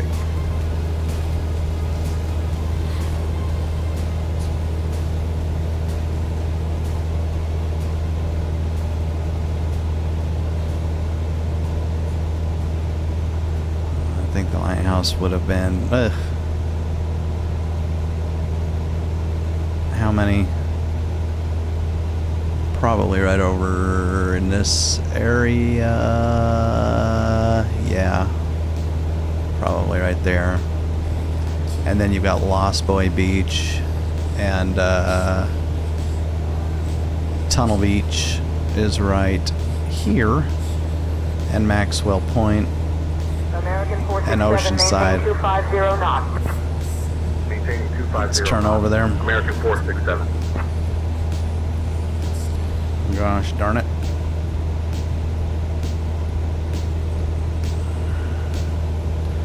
There's Oceanside. One of our very, very favorite places to stay. Eek. Right here. Beautiful little village. Just fabulous, really.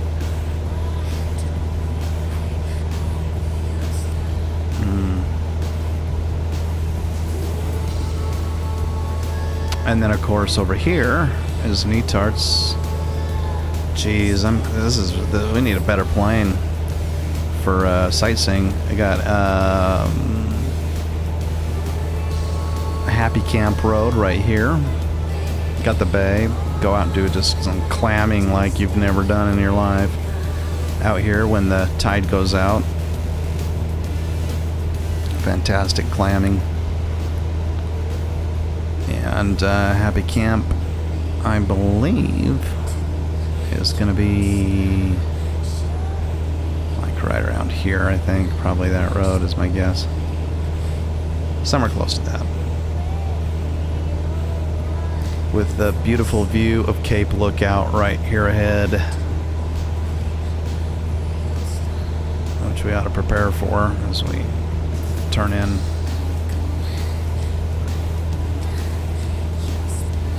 Amazing little hikes out on this cape.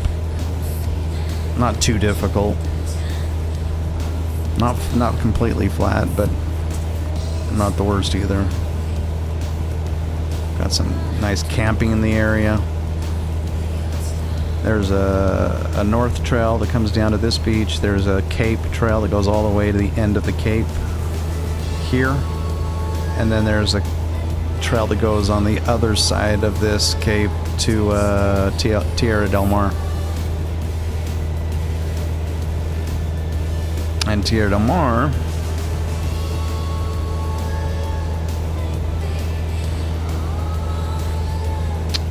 beautiful, beautiful.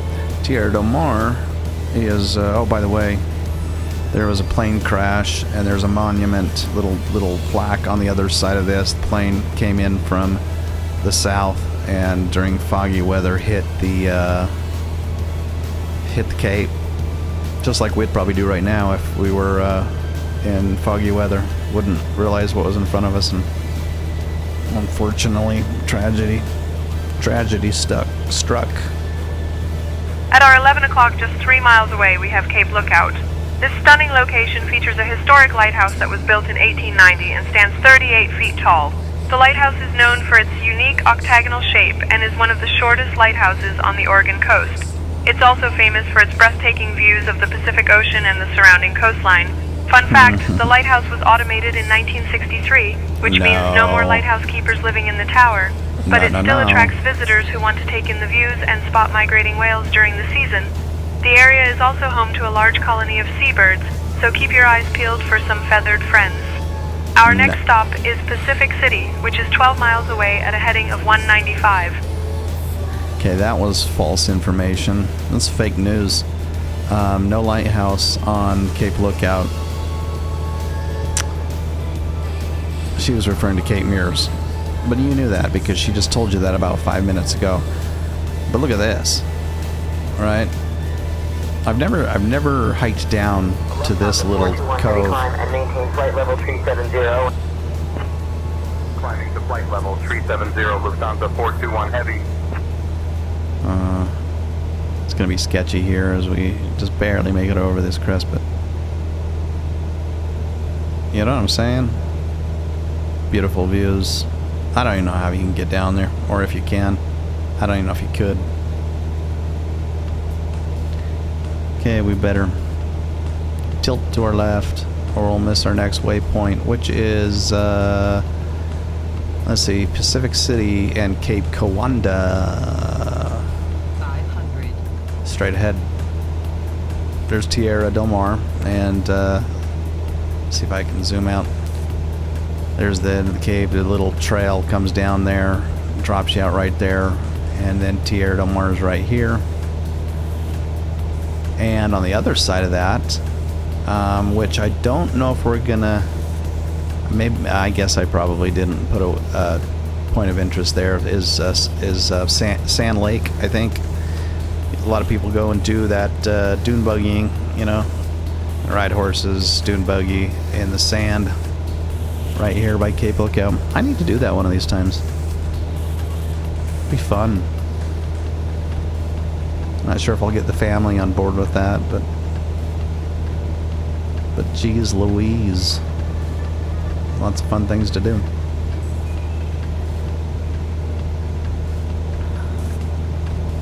I sure love this coastline. Really, really do.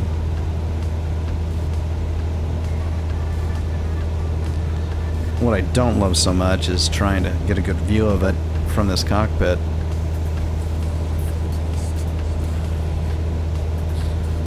That might be a little better. There's Sand Lake. Boy Scout camp, like right back there too. Tillamook Forest.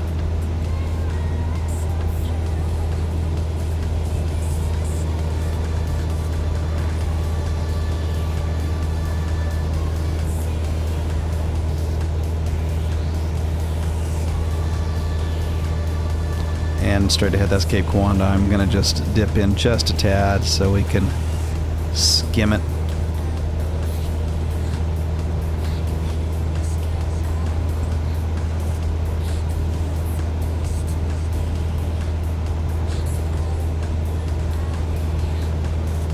There we go.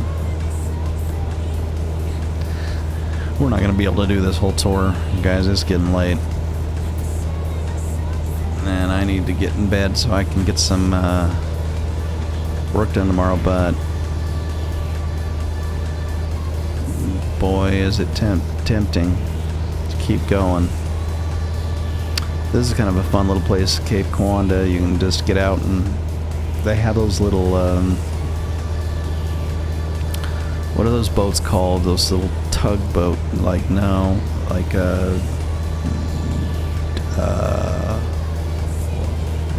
jetty boats. Oh my gosh, she'll probably know. They have like those. They bring those boats out on the beach every year, and then you can climb up that hill right there, that little cape, and walk around on top. Great. At our 12 o'clock, just 2 miles away, we have Pacific City. This charming coastal town is famous for its stunning beach and the iconic Haystack Rock, which rises dramatically from the ocean. Pacific City is a hotspot for surfers and beachgoers alike, and it's known for its laid-back vibe. Did you know that the beach here is one of the few places on the Oregon coast where you can drive right onto the sand? Just be careful not to get stuck. The town also features a variety of shops and eateries, so if you're in the mood for some fresh seafood, you're in luck. Legend has it that the area was once a hideout for pirates, so keep an eye out for any treasure chests while you're here. Our next stop is Nescoin, which is 9 miles away at a heading of 200. I forgot the name of the boats. I thought she was going to say it. Pelican Brewery is one of the places you can eat there. That's pretty good. Let's see if we can...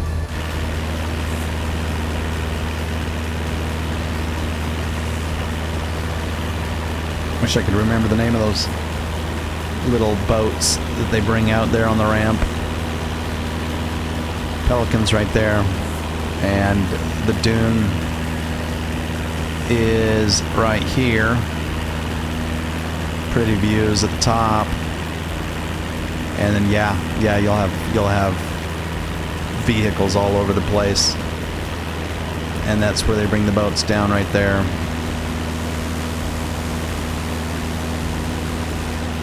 And that haystack rock is nowhere to be found. That's unfortunate. There's like a haystack right there. It's very, very pretty.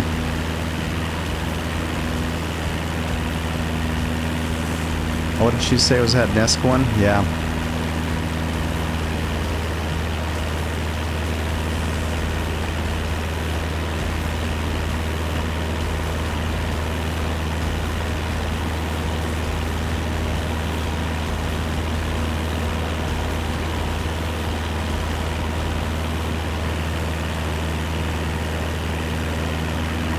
Nescoin's tucked up right against Cascade Head, which is this big.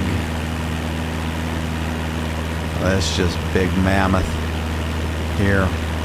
Lots of hiking and wilderness and stuff you can do in there.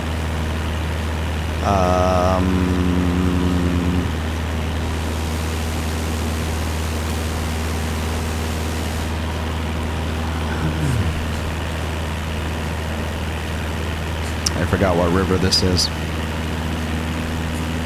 Silence Bay is on the other side, over by Lincoln City, but here's Nescoin, over by Nescoin, which is a super charming little town.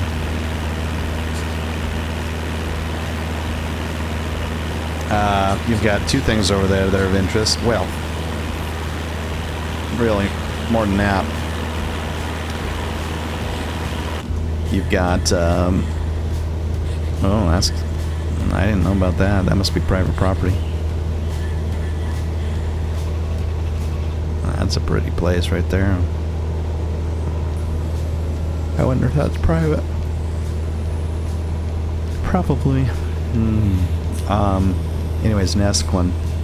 Down here, Proposal Rock, you can see. I'm really shocked that they don't have the haystack back there in Pacific Sea. That blows my mind. It's bigger than Proposal Rock.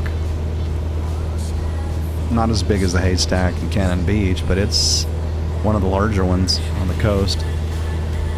And Nescoin's just a little village of vacation rentals. They have resort property there. That's condos.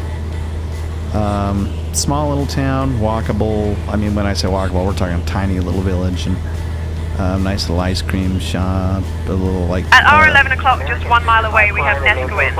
This quaint little town is known for its beautiful beach and the mysterious Proposal Rock, which is a large rock formation that sits just offshore. Legend has it that the rock got its name because a young man proposed to his sweetheart on the beach, and she said yes. Now, it's a popular spot for couples looking for a romantic backdrop for their own proposals. Nescoin is also home to the Ghost Forest, which is a fascinating site where ancient tree stumps emerge from the sand during low tide, remnants of a forest that once thrived here. So, if you see some eerie tree stumps peeking out, don't worry, it's just the ghosts of trees past. Our next stop is Cascade Head, which is 6 miles away at a heading of 2:15. The Ghost Forest is on this side, so there's Proposal Rock, a little river that goes up. Your resort is along that river. On this side, and I believe the other as well. And we're going to run right into Cascade Head if we're not careful. Let's see what we can see over here. Yeah, there's the river. River goes up.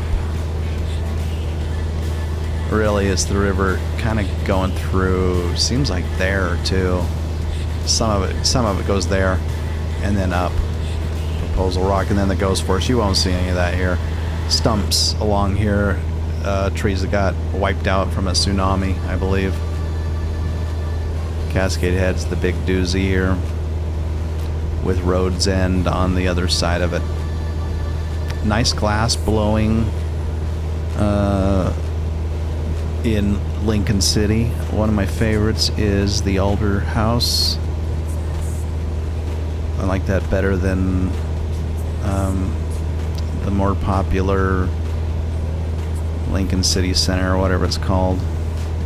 One of them lets you actually blow your own glass, and ironically enough, that's not the one I usually like to go to. I like to watch the one you go watch the artisans do their craft, and you just sit on a bench and kind of just sit there and quiet and have discussions with the artists. It's just in a little cottage, kind of tucked back away from everything. It's really, really nice. And that looks like it'd be wonderful, but that's a lot of work to get there, I can tell you that much. Maybe. Not that I've tried. At our 10 o'clock, just 1 mile away, we have Cascade Head. This dramatic headland is not only a feast for the eyes with its breathtaking ocean vistas, but it's also a hotspot for ecological diversity. The area is home to a variety of plant and animal species, some of which are quite rare. You might even spot some migrating whales if you're lucky. The headland is a popular spot for hikers, offering trails that lead to stunning viewpoints. Legend has it that the views from the top are so beautiful that they inspired a local artist to paint the entire coastline, though I hear he got a little dizzy from all the beauty. Our next stop is Lincoln City, which is 7 miles away at a heading of 205.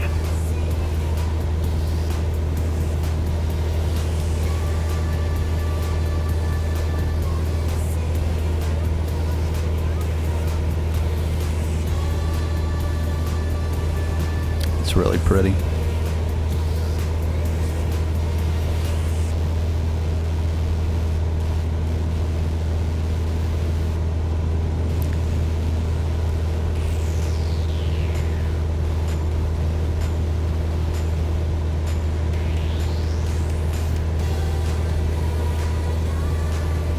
Make sure I don't run into anything. Okay. So then here. Southwest 280, continue climb to flight level 290. Continuing climb to flight level. This is really interesting. I want to look. I want to look more into this, but Road's End, I think, is, I believe, right here. Here's Road's End. Let's see if we can get a better shot of it.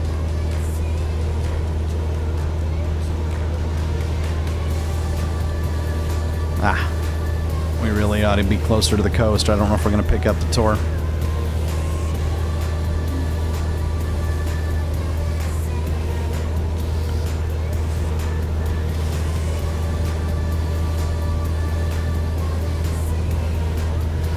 Lincoln City was actually three cities. Actually, is three cities in one.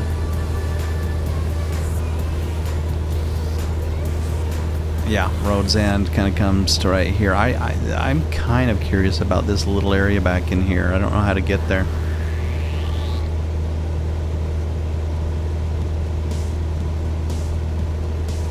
And Lincoln City's a pretty large swath of vacation rentals, hotels, tons of eateries. It's a little more active and lively than a lot of the other spots on the coast. Some people really like that. I like it a little more quiet, but as far as finding things, Lincoln City is your spot. And then you got Silence Bay right behind it. And at our 11 o'clock, just 2 miles away, we have Lincoln City. This coastal town is famous for its beautiful beaches and is a popular spot for kite flying, especially during the annual Kite Festival. Did you know that Lincoln City is also known for its hidden glass floats? Artists create these colorful glass pieces and hide them along the beach for lucky finders to discover. It's like a treasure hunt, but instead of gold, you might find a sparkling piece of art. The town was established in the 1960s, and it has grown into a favorite destination for beach lovers and outdoor enthusiasts alike. So keep your eyes peeled for those glass floats while we fly over. Our next stop is Depot Bay, which is 12 miles away at a heading of 205. There's an airport right here too. What was I gonna say? What was I gonna say about Lincoln City? Oh yeah, as far as accommodations, probably some of the more reasonable. Well, yeah, there's just so many accommodations that you can find a pretty good price on staying somewhere, which is probably why a lot of people choose it as their destination.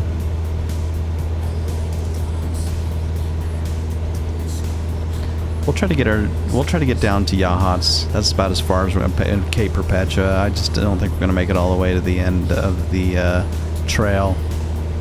I mean, part of me wants to, but my gosh. Number one, I don't even know if we have enough fuel. How much fuel do we have? Well, we're still fine on fuel, so I guess that's no excuse.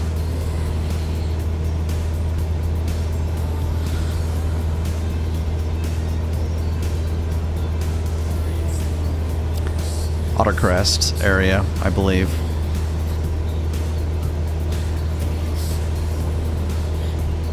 Really pretty, actually.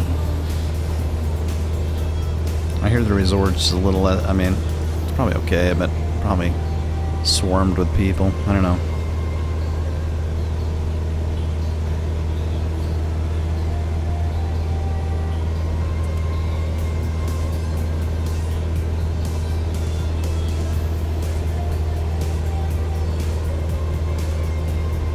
American 467, maintain 250 knots.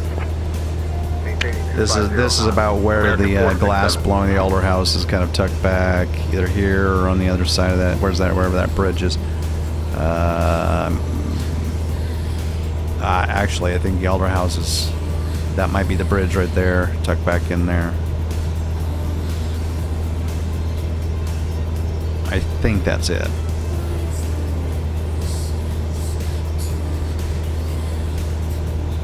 Oh, and there used to be, oh my gosh. This isn't up this canyon, but there used to be just one of our favorite restaurants of all time that unfortunately closed down. It was Jamie's Dockside Diner. It's a little single wide on floating on the river. And the fishermen used to just kayak. In fact, she used to kayak to work every day. And I think she went into real estate, but I think she was just having a hard time. I don't know what the reasons are, but she closed down not because of lack of business. I think she felt like she was having a hard time keeping up with the business and serving customers. There's that airport I was talking about. At least I think that's what she wrote on her Facebook when she closed down. It was really sad because that was just, oh my gosh, good food, number one, and just a great experience. Couldn't find anything like it. So that'll go down in the RIP category.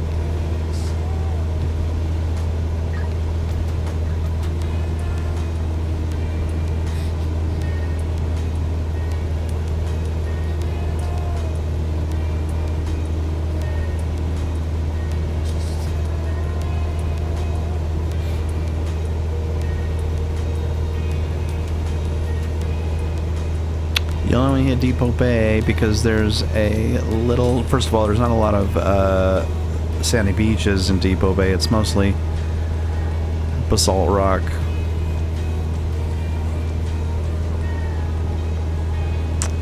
But it's pretty, just crashing waves. And then of course you got the little bay where all the whales come in and swim. And holy crudola, sometimes they'll get right up close to the shore. Just watch them from the sidewalk, right on the side. It's up here.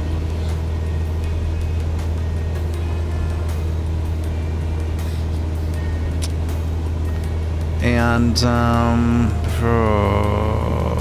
no, I think we missed like the area. Devil's Punch. At our goes 10 over. o'clock, just 1 mile away, we have Depot Bay, famously known as the smallest navigable harbor in the United States.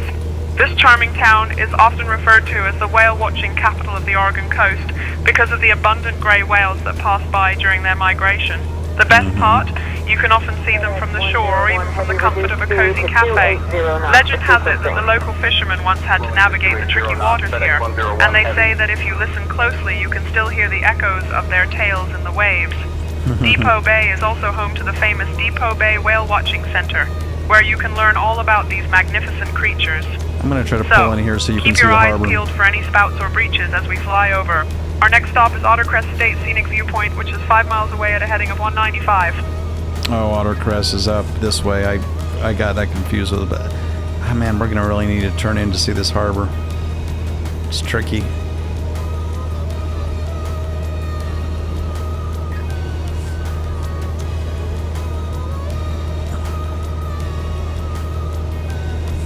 I'm gonna have to look outside, sorry. There's the little harbor. Smallest harbor, navigable harbor. And then here's Wells Cove over here, which you're gonna have to pay a small fortune to stay at the little place there, but it's beautiful. Every time we drive past it, it's like, oh, I wish we could stay there. But we don't want to pay for it. I'll tell you that much. It's right over here.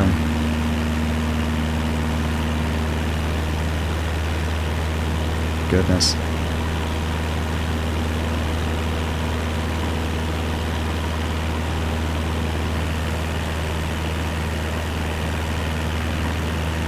I think that might be the cove right there.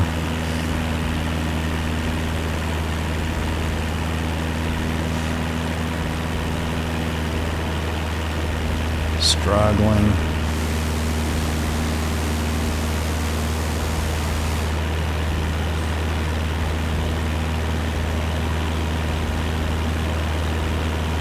That could be it too. Sometimes it's hard to... Man, I'm having a hard time just flying this plane and sightseeing. At our 10 o'clock, just 1 mile away, we have Ottercrest State Scenic Viewpoint. This stunning location offers breathtaking views of the Pacific Ocean and the rugged coastline. It's a popular spot for whale watching, especially during migration season, so keep your eyes peeled for those magnificent creatures. The viewpoint is also surrounded by lush forests, making it a perfect place to stretch our legs and take in the natural beauty. Fun fact, the area is named after the playful sea otters that can sometimes be spotted frolicking in the waves. If you listen closely, you might even hear them chatting away.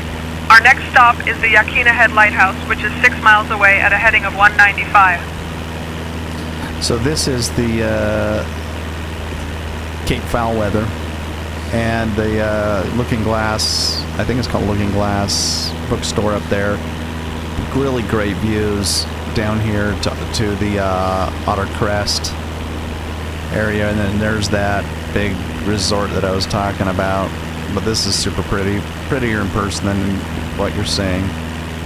And then here's Devil's Punch Bowl down here. Little Moe's, get some Moe's clam chowder for your Oregon nostalgia. And that's going to take us to Yaquina Head up here, the lighthouse where they filmed the Ring Samara sequence, where she falls off the cliff or whatever in the video that kills you after 7 days. Turn right, heading 270. That was the lighthouse where that was filmed. Newport's definitely a fun town. One of the biggest towns on the entire Oregon coast, maybe with the exception of Coos Bay, but it's got a nice bridge and a wharf district and downtown, just food and seals, or sea lions I should say, and bunch of condo resort kind of things, and a quirky little antique village. What do they call that? Aquarium village or something like that down there on those Corky stores down by the aquarium, Coast Aquarium. And the lighthouse is right here up on this head. And there's Cobble Beach on the other side of this little head. Blackstone Beach, you just sit there, it's really pretty. And there's Quarry Cove, a lot of like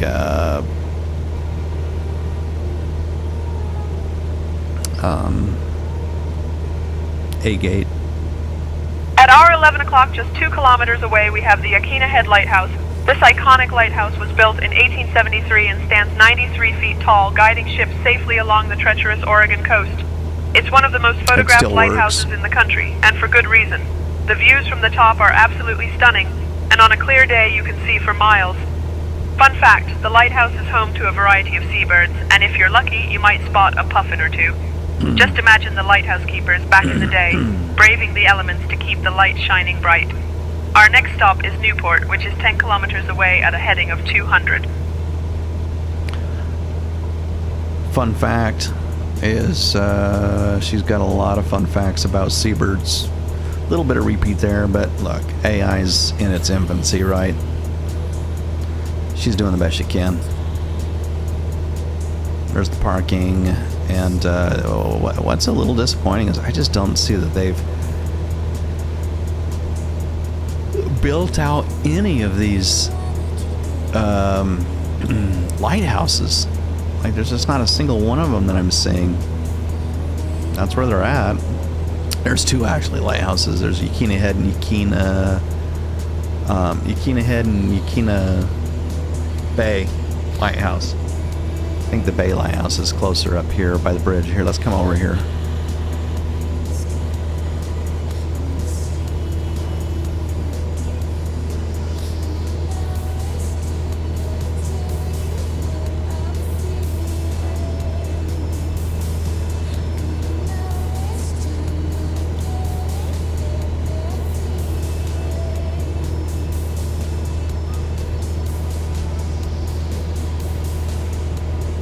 Just makes you realize this plane is not geared for sightseeing clearly, unless you have a really agile neck.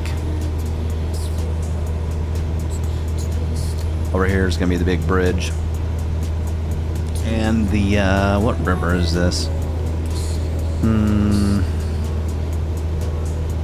I've forgotten. And the bridge is way more majestic than that's looking. It's kind of a,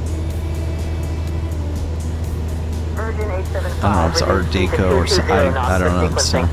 So over here is the aquarium, and then here's all the village of all the funky shops. But over here is the wharf area and the restaurants, and of course all the bazillion. At our 12 o'clock, just 1 mile away, we have Newport.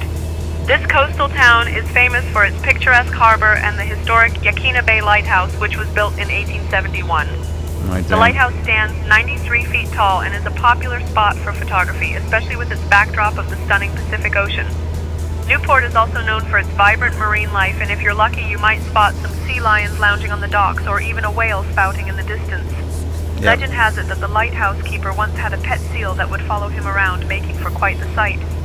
Our next stop is Waldport, which is 13 miles away at a heading of 200.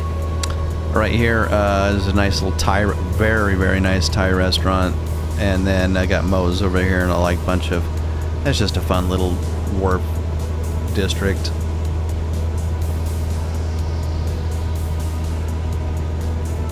It's a fun place. There's another airport. Tempted to land. Believe you me. Believe you me.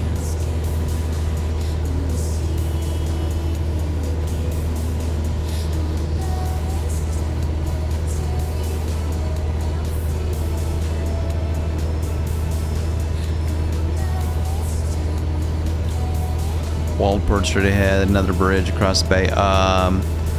Waldport? I don't know what it's famous for. Well, other than that restaurant I was telling you about that no longer exists up the canyon. That wasn't in Waldport. But it was near. One thing we like Waldport for is China restaurant. You don't find a whole lot of Chinese food along the Oregon coast. It doesn't seem like, at least not where we are usually staying. But China restaurant is one that we always go to. Owner Michael and his wife is very, very, very engaged in selling you on Michael's chicken, which actually is pretty dang good, to be quite honest with you. It's almost like this brown sugar sweet type of chicken that she says people will come from all over the place to eat there. That might be a marketing strategy, but it would work for us. We go anytime we can to eat Michael's chicken. We always like to joke we got bullied into eating Michael's chicken, but it was the best bullying of our life.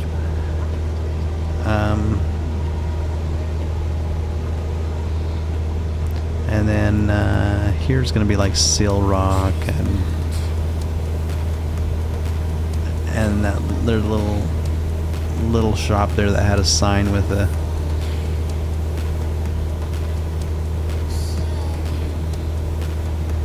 guy I would always get pictures with. Waldport is pretty reasonably priced as well. There's just really nothing in Waldport that's gonna stand out on the coast other than, you know, but if you're looking for cheaper accommodations, there's not very many of them. But it might be an option for you. We're not there yet, though, by the way. Maintain flight level 200. Waldport is up further here. A little bit of a... Oh, and I remember this place, this beach. What is that thing called? We stopped there once. That's not helpful. I don't know. Can't remember what it's called.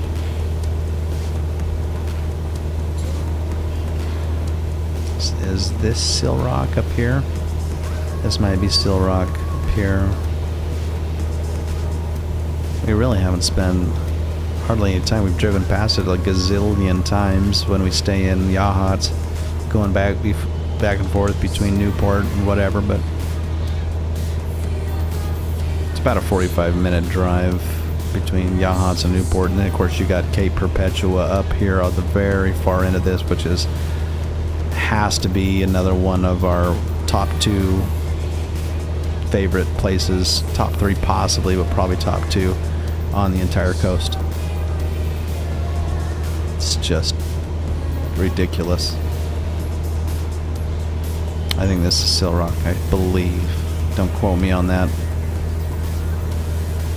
Weirdly enough, we've just never spent time stopping out there much. We need to do that.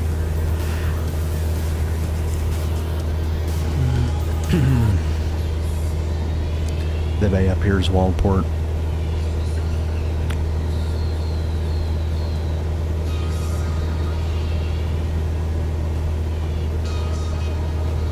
How far are we into this tour?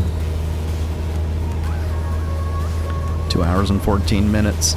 Probably at least 45 minutes was trying to get clearance on the runway, so there is that.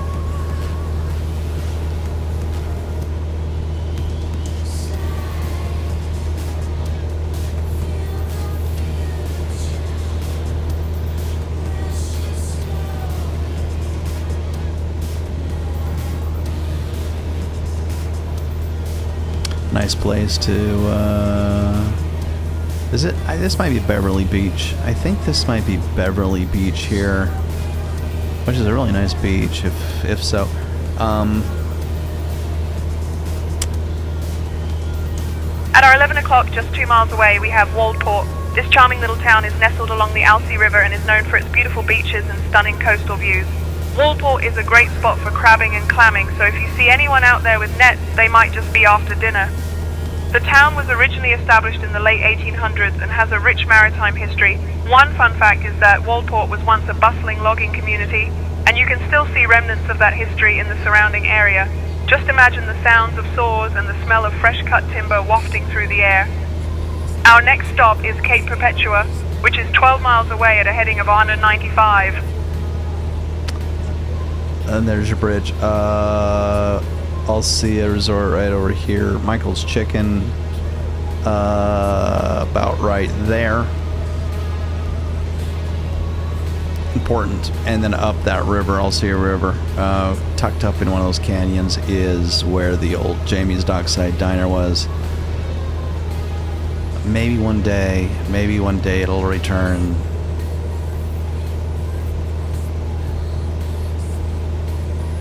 I mean, people's life circumstances change, I guess, but we don't want them to, because that was just freaking magical. 101 heavy reduced speed to 280 knots for sequencing.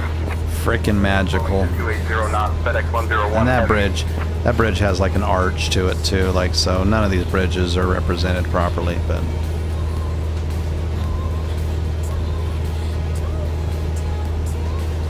so it just goes to show you how much we're missing in certain parts of the world in this simulator, but it's as good as it gets right now.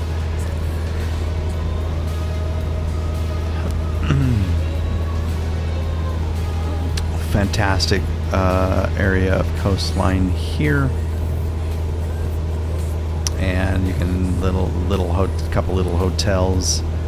Silver Surf is right up here near Yachats. Now Yachats, I would have put a point of interest, I should have, with Yachats, but it's so close to Cape Perpetua that you go, it's almost synonymous. So maybe I'll ask her to tell me something about Yachats. Let me see if I can get some information out of them about Yachats on the fly. What can you tell me about Yachats, Oregon?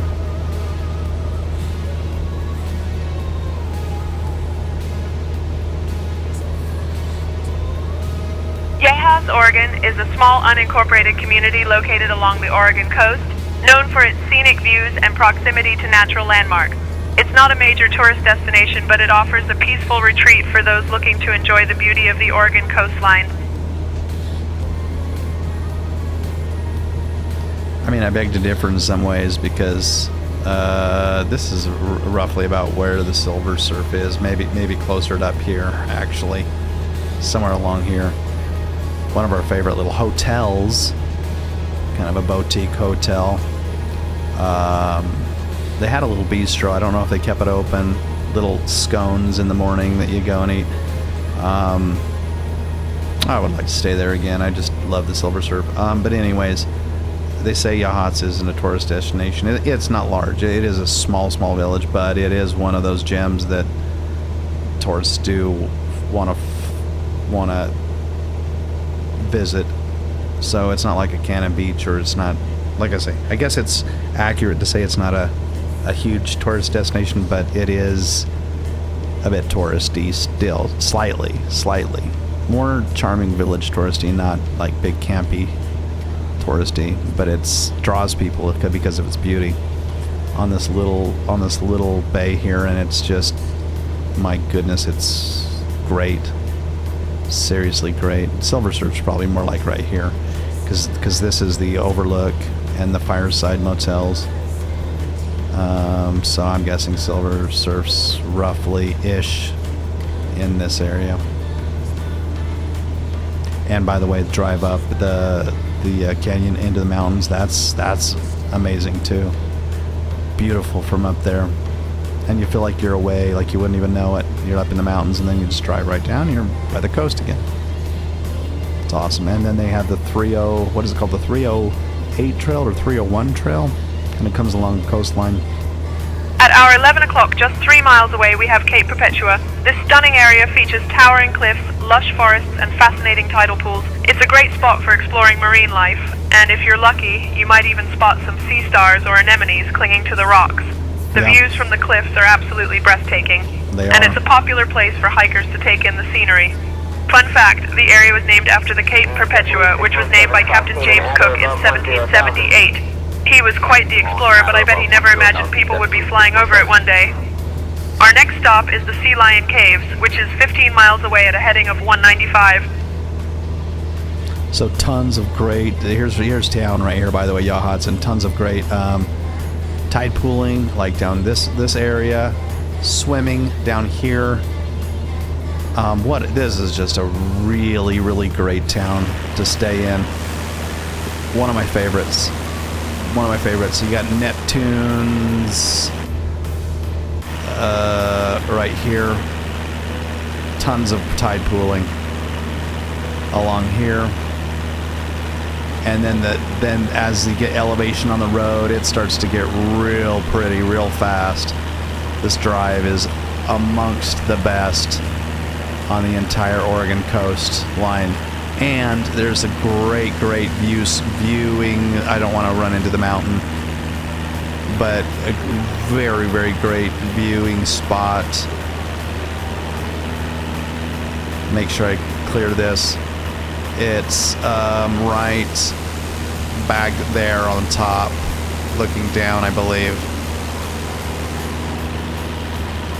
And then just all kinds of Neptunes.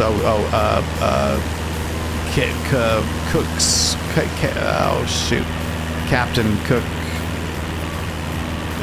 There's the spout blowing. I don't know. Going too fast, but there's. Screw it. Trust me, just go there. Blowing horn. I'm not being able to think straight, flying and viewing and stuff. But this drive, and we stayed in a little cabin for over a week, one of these trips, and I think it was like roughly here or something like that, or here. It was, oh my gosh, it's ridiculous. Really was. It's fantastic.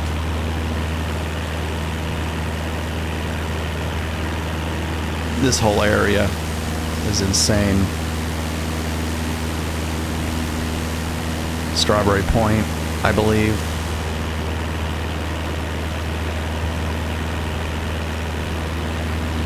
Bob Straub. Tons of great tide pooling there.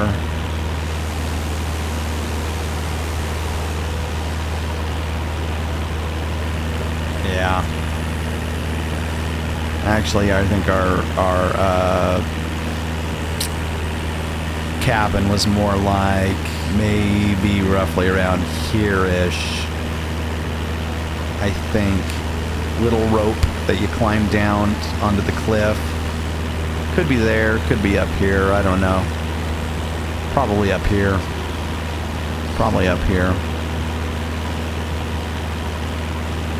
Stone something beach, I think. And then up there you're gonna have Heceta Head with Hobbit Beaches, which is one of my wife's just favorite beaches as well. This may have been where the cabin was, actually, now that I think about it. This looks pretty close to it. Kind of right here. Yeah, that looks pretty close to it. Right around this area. 46, climb and maintain flight level 320. Climbing to flight level 320, Delta 246. Yeah, Hobbit Beach up here is just super pretty. Nice little trail, the Hobbit Trail, and then there's China Creek around there. You could just pick a spot and just... there's no crowds out here. There's no crowds. This is just pristine. I don't know why I'm not planning on going back there. I think I might change my plans. I mean, Oceanside's huge for us, but this is just as huge, as is the southern part around Samuel Boardman, and I don't know. Can't win. It's all just so fantastic.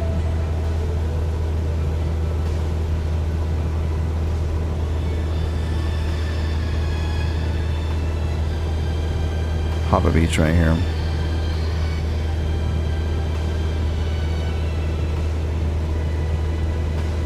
What am I doing still up?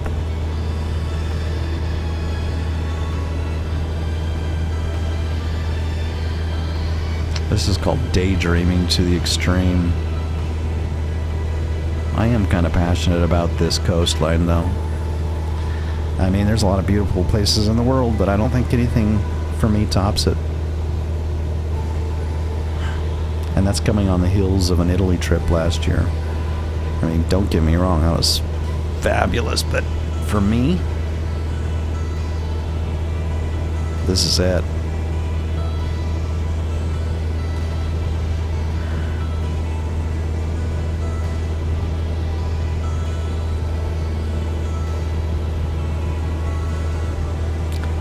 See the Head Lighthouse right here, and it's the beautiful little cove with a bridge and a tunnel through the mountain. It's a really fantastic spot. See if we can give you a good shot of it. Just really, really pretty right here. Nice swimming down here. Once again, lighthouse nowhere to be found. At our 11 o'clock, just 1 mile away, we have the Sea Lion Caves. This natural haven is a marine sanctuary for sea lions, and it's the largest sea cave in America. The caves were discovered in 1880, but they became a protected area in the 1960s to preserve the sea lion's habitat. You might see these playful creatures lounging on the rocks or barking at each other. It's like their version of a beach party. Legend has it that the cave was once home to a pirate who hid his treasure inside, but all that's left now are the sea lions and the echoes of their barks. So, if you hear any loud noises, don't worry. It's just the sea lions having a good time. Our next stop is Florence, which is 9 miles away and a heading of 200. Caves underneath that head right there. Sorry, caves underneath that. I wanted to talk more about that cove back there, but that's fun. That's a fun place. And then you come down the hill into the Florence area. And that's Cape Perpetua. When you hear about Cape Perpetua, that whole area we just crossed is just... And then you got the, what do they call this? That native carnivorous plant. There's a little field of carnivorous plants in there that you can go check out. 75, reduce speed to 220 knots for sequencing. Reducing to 220 knots, Virgin Florence is right here. Oh, man. How we doing on fuel? Still got plenty of fuel. That's the problem. And we have enough to make it all the way down the coastline. Do we just push through? It's just not... I don't know. I mean... It is a nice trip. Jeez. It's been nice to tune ATC out as well.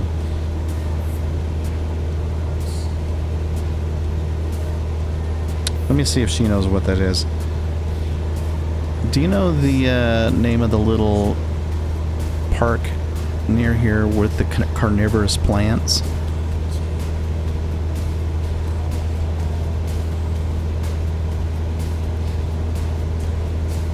The little park you're thinking of is likely the Darlingtonia State Natural Site, which is known for its unique carnivorous plants, specifically the Darlingtonia californica or cobra lily. It's a fascinating spot for plant enthusiasts.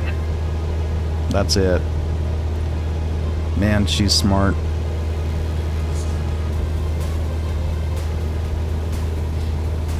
We'll forgive her for saying, you know, breathtaking views and seabirds 95 times. If she knows Darlingtonia, then she's okay in my book.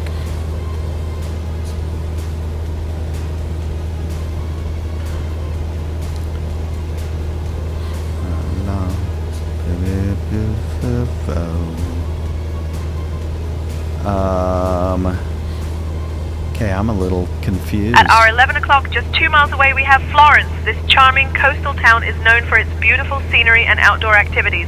Florence is situated right on the edge of the stunning Oregon Dunes National Recreation Area. which is a unique landscape of towering sand dunes that can reach heights of over 500 feet. The town has a rich history as a logging and fishing community, and today it's a popular destination for tourists seeking adventure and relaxation. One fun fact, the Siuslaw River runs through Florence, and the iconic Siuslaw River Bridge, built in 1936, is a beautiful example of Art Deco architecture, so if you look closely you might catch a glimpse of this architectural gem. Our next stop is the Oregon Dunes, which is 10 miles away at a heading of 185. So that's not the right here is not the bridge they're talking about. Like I haven't even been out to this little jetty. That's crazy. The bridge we're talking about is over near town, so let's go over there. The road takes you out this way, which is why I rarely see much of this part.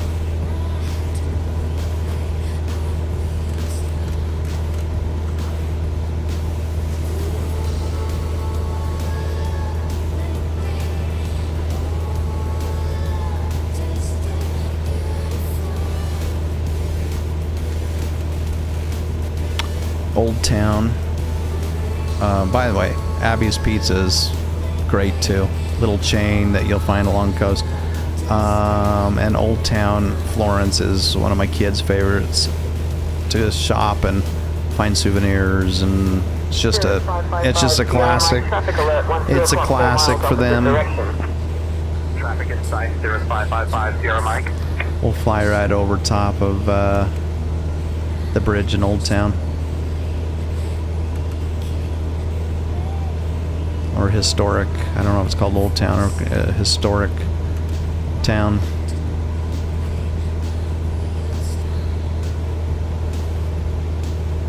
I like to call it the part of Lincoln City that you care about. Another airport.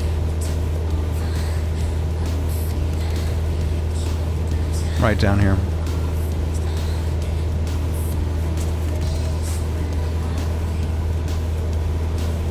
Kind of just get off the main drag, go underneath the bridge, and then right in here there's just some fun shops and restaurants and things like that. Moe's is right here at the tail end of that, I think. And then we're into the dunes and the area, the lakes area of the coast. Lots of lakes. Coming into this place. Tamlich and 10 Mile, and of course the dunes.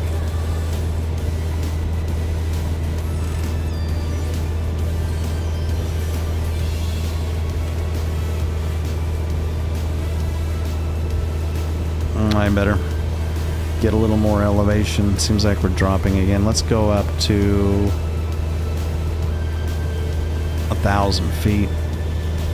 There's not a whole lot of elevation here from here on out down south. There's a little bit. There's a few heads like Cape Sebastian and Cape Blanco and Humbug Mountain.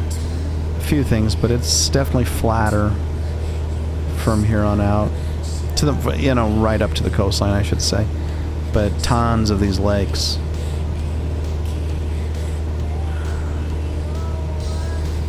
That should get us where we need to be. Let's level out now. We'll level out to 0. Great Dunes area.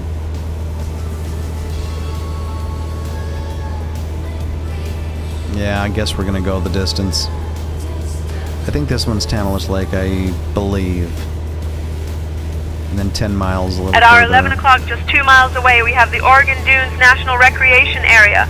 This unique landscape features towering sand dunes that can reach heights of over 500 feet, making it a playground for outdoor enthusiasts. The dunes were formed by wind and waves over thousands of years, and they stretch for about 40 miles along the coast. It's a popular spot for activities like sandboarding, hiking, and even ATV riding. Legend has it that the area is home to a few ghostly figures who wander the dunes at night, searching for lost treasures. So, if you see any mysterious shadows, don't worry. It's probably just a sand ghost looking for their lost flip-flops. Our next stop is Winchester Bay, which is 17 miles away at a heading of 205. Lost flip-flops.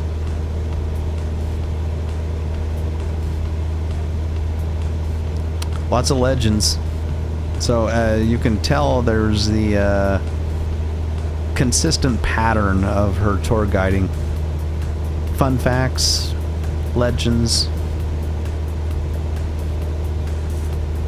all that stuff.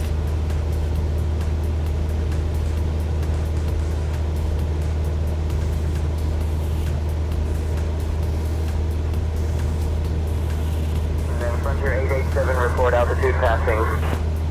Frontier 887 passing through flight level 260.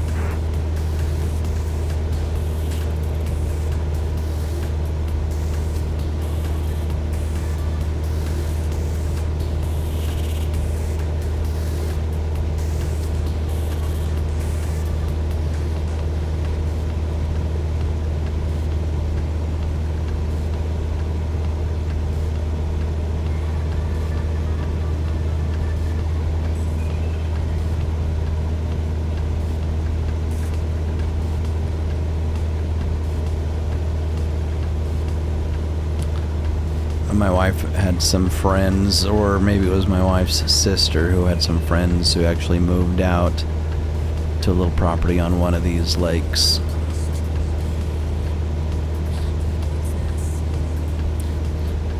I guess live the simple life.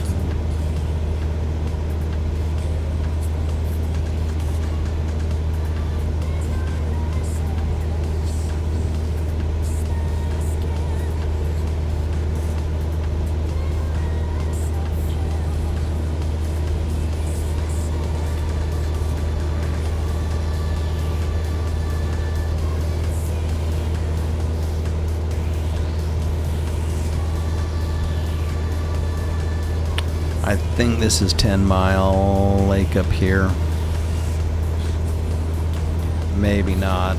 Maybe 10 miles on the other side of Winchester and Reedsport.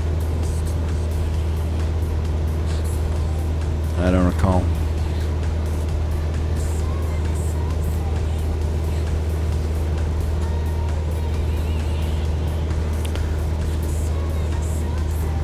What lake is to my left here? To your left, you'll see 10 Mile Lake, a beautiful freshwater lake that's popular for fishing and boating. It's a great spot for outdoor enthusiasts. Okay, that is 10 Mile.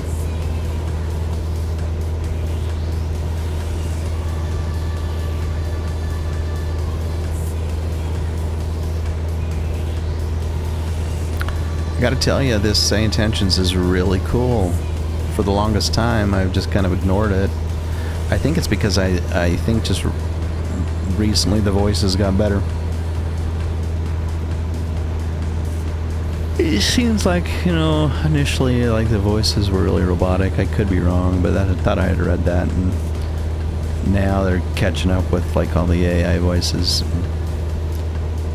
A little more of an investment than Beyond ATC. Beyond ATC is kind of a one-time deal and a little bit of cap off, but this one's got a monthly subscription. But I think it's going to be worth it, frankly, for just for the ATC, all of the ground handling, and then the tour guides and more, and to be able to reroute midair and emergency procedures, landings, and actually missions. Believe it or not.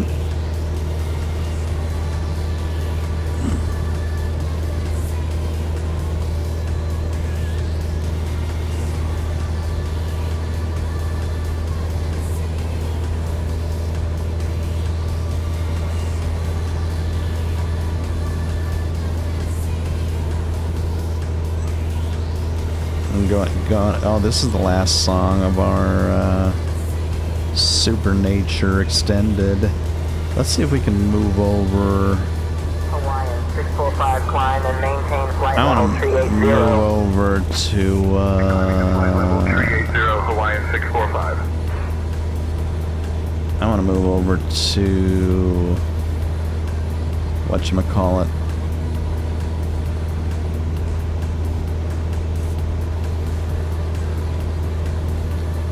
Head First. Head First is a great album. Maybe we will go Head First. Here we go. Start off with Rocket. then, if we have any more time, we can go back to the Seventh Tree, which is really, really good album. That'd be a good one to end off on. Actually, anyone would be a good end to end up on, because gotta tell you, it's time. There's your I think that's the Umpqua. No. Umpqua is going to be Bandon. That's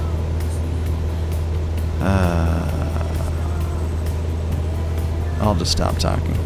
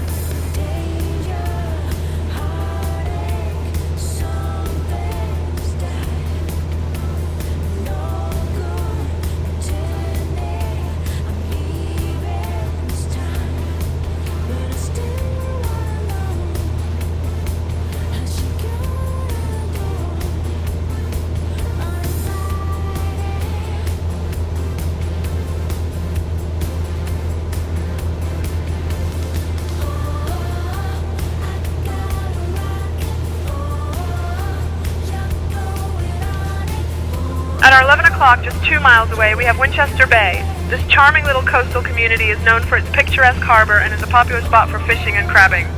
The bay is also home to the Umpqua River Lighthouse, which was built in 1857 and stands at 65 feet tall. It's one of the oldest lighthouses on the Oregon coast and has a fascinating history of guiding ships safely through the treacherous waters. Legend has it that the lighthouse keeper once had a pet seagull that would follow him around, making for quite the sight. So, if you see any friendly birds, they might just be looking for a snack. Our next stop is 10 Mile Lake, which is 10 miles away at a heading of 200.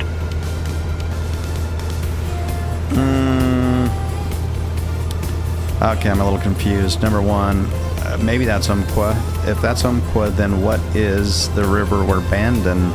What's the Bandon Lighthouse? But that is Winchester Bay, no doubt about it. Nice little kind of harbor area. Nice ice cream shop down there. But 10 miles, she says, is ahead, and we just passed 10 Mile behind, supposedly. So I'm thinking 10 miles actually ahead, and that was Tamaquich Lake behind. So not 100% accurate. A little bit of fake news. A little bit of fake news. American 789, descend and maintain flight level 270. That's why we've got to just kind of vet this stuff once in a while.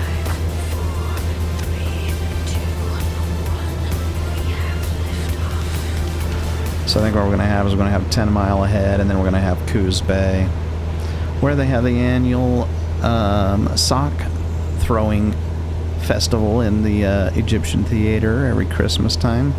It's a snowball fight with socks that I think they donate.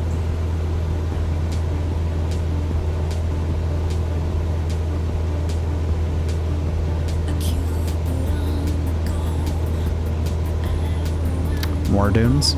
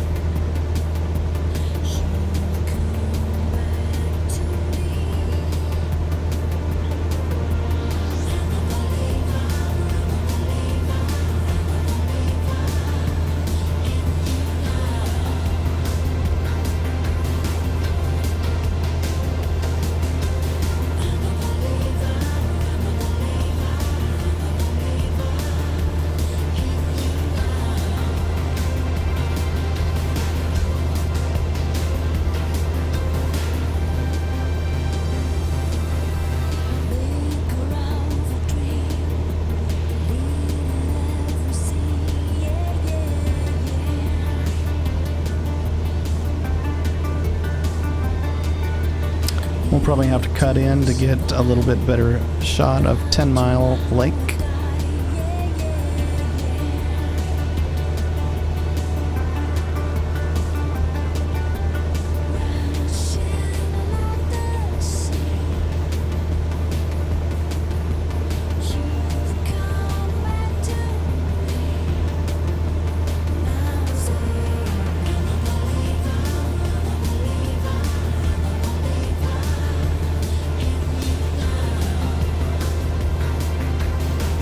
At our 12 o'clock, just 2 miles away, we have 10 Mile Lake.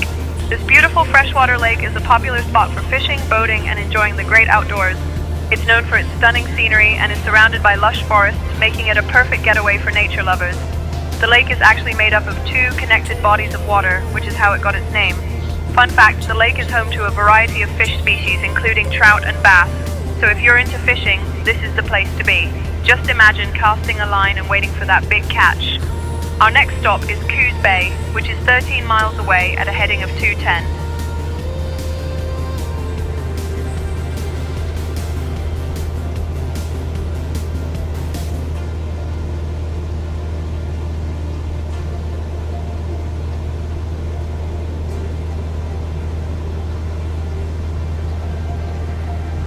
I think I could be wrong. I think this is Lake Town, though.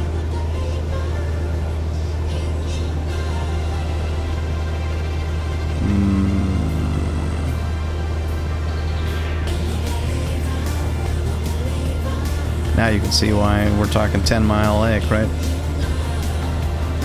Just goes on and on and on, interconnected. Be kind of fun to... Turn right, heading 270. I wonder if they let people like get on jet skis or something in there. Probably not. Duke 4 Tango Lima, climb and maintain flight level 190. Climb, maintain flight level 190, Duke 84 Tango.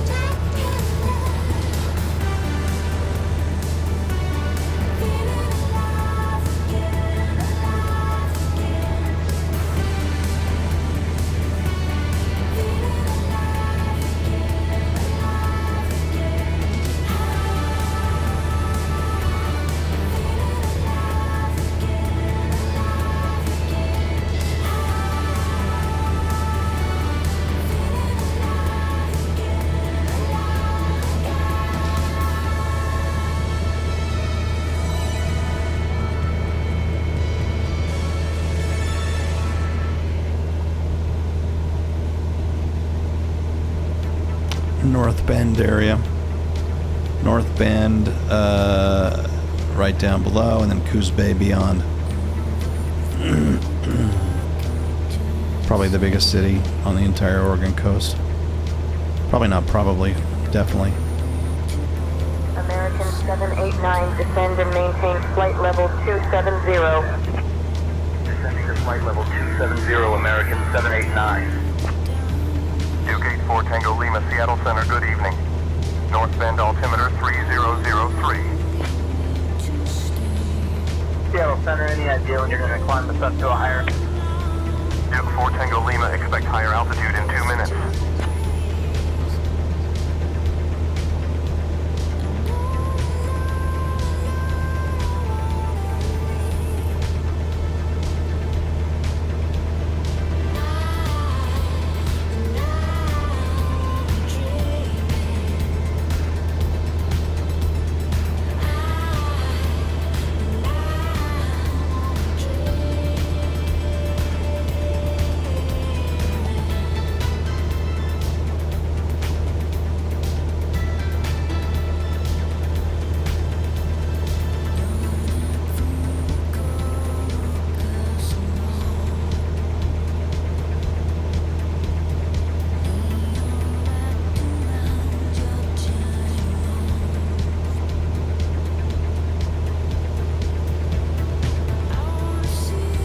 The 101 comes along here, and it kind of skirts out this way. So the downside of that is you've got to kind of push through town and out to the west if you want to go see some of these really cool state parks out here on the western edge of Coos Bay. So you've got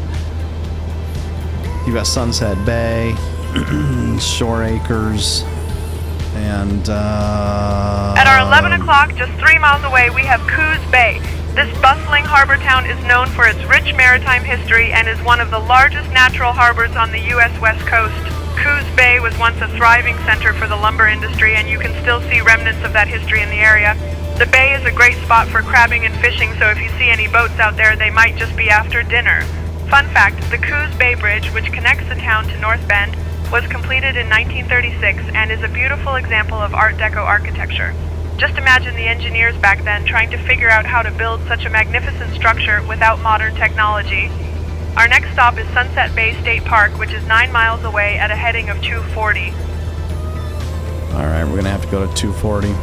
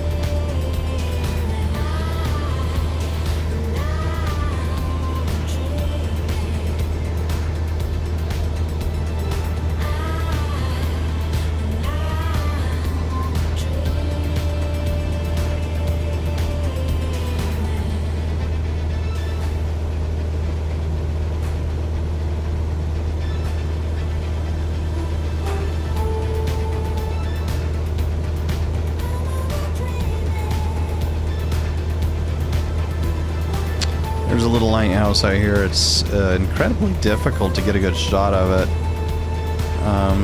because it's on, I believe it's on private property.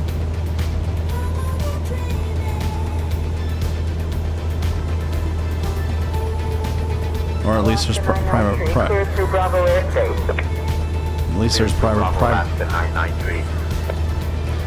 property keeping you from getting really good vantage of it, it seems like. At least that was our experience. Sunset Bay is straight ahead though. Tiny little swimming bay, but it looks shallow water. It looks really, really fantastic. I think it'd be fun to stay there a day, or at least go spend a day there. Half a day.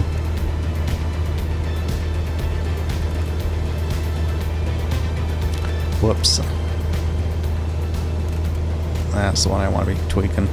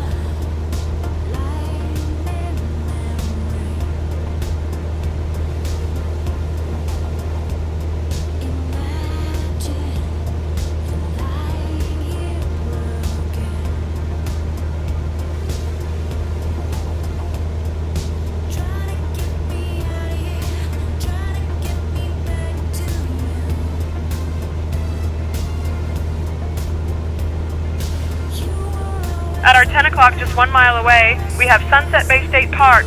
This beautiful park features stunning coastal views, sandy beaches, and a variety of outdoor activities. It's a great spot for picnicking, hiking, and exploring tide pools. The park is also known for its unique rock formations and the picturesque scenery that attracts photographers and nature lovers alike. Legend has it that the area was once a hideout for pirates who would use the secluded coves to stash their treasures. So if you see any suspicious-looking rocks, they might just be hiding some pirate booty.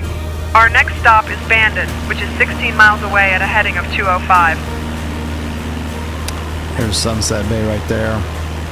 Really calm, shallow waters. Really, really, really gorgeous. And Shore Acres, I believe, right here.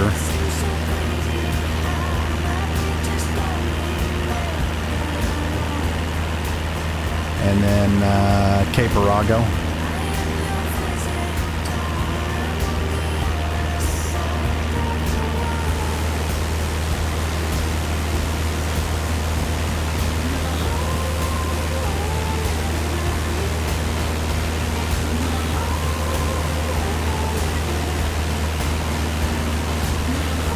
Mighty waves crashing here. There's a few YouTube videos out there on some Shore Acres waves, winter storms. Holy crap, they can get amazing.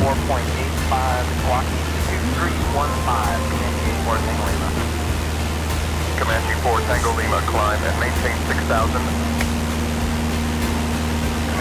Fort Tango Lima, climb at 6,000.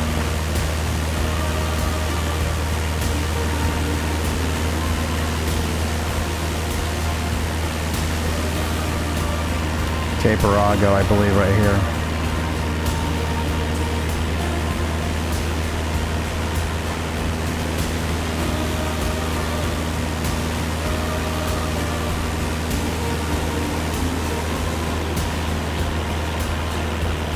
And then Bandon ahead.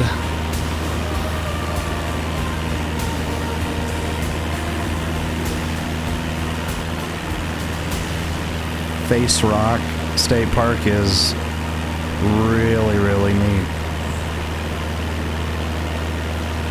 Very unique spire type rock formations on the beach. Every year in the summer they have circles in the sand. People come and draw like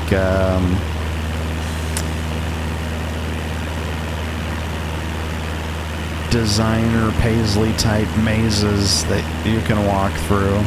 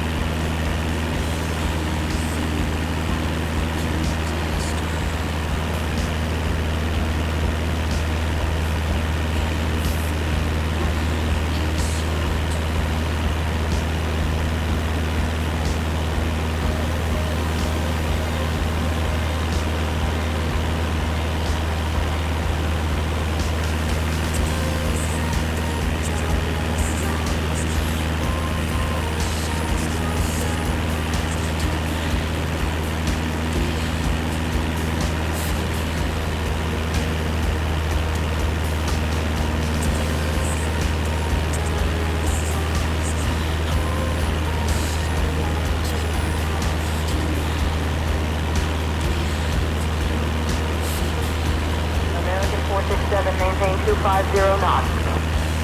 Maintain 250 knots. American I believe this 467. is the Bandon Golf Course. Very popular golf course in the area.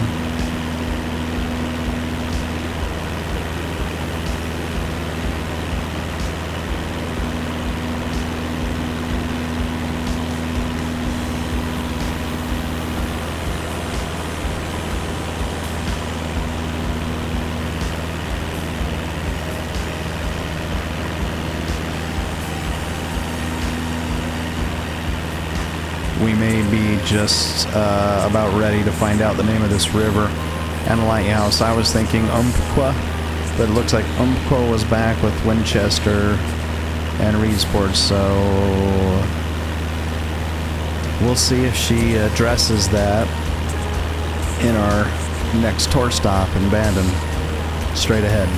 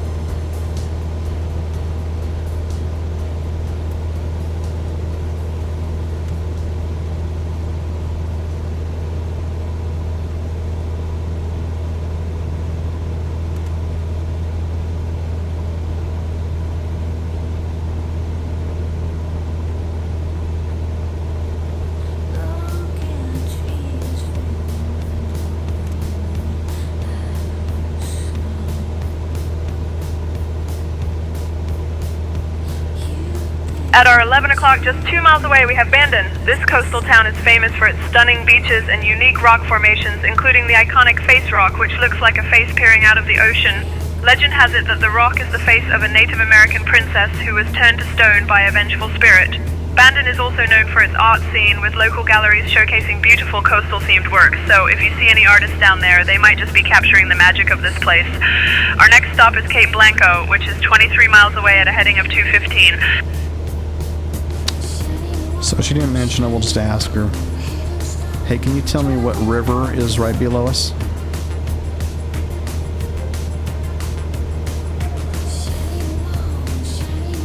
The river right below us is the Coquille River, which flows into the Pacific Ocean near Bandon. It's a popular spot for fishing and kayaking. The Coquille River. That's right. That's right. And here's your Face Rock State Park. This is really a neat place as well. Let's get a better look at it.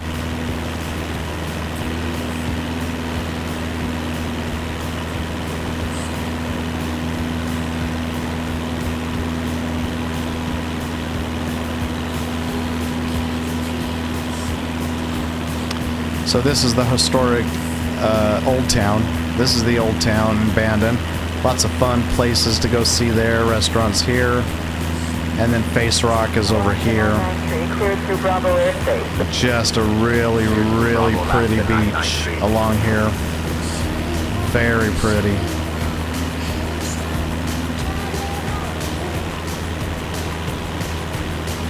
I want to say that's the Face Rock right there.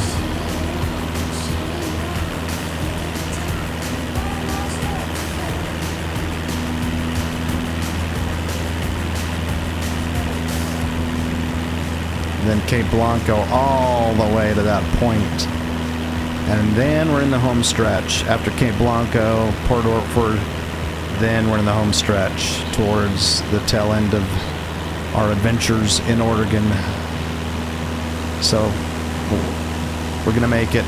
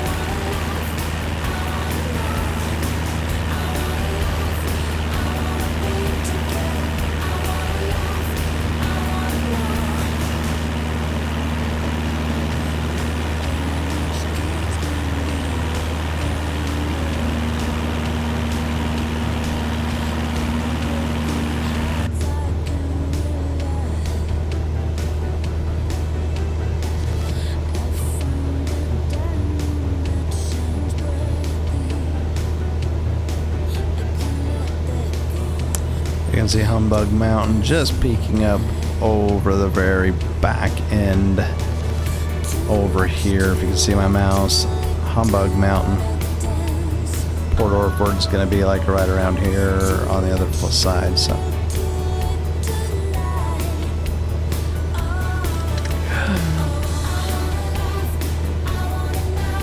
American 467, maintain 250 knots. Maintain 250 knots. American 467. The Cape Blanco Lighthouse was one of the last lighthouses that we had a chance to kind of visit.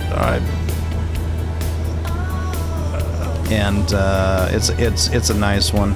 A little bit of a hike up to it from, kind of take a little rural drive out west. Not much out there, just some little bit of pasture land and a couple houses, and gets windy up the top of the hill where the lighthouse is. Nice little paved trail up to, I think it's paved. Pretty sure it's paved. Can get a little foggy at times, but it's got on the drive. You kind of do a little drive through a little tunnel of trees. It's nice. It's a nice drive.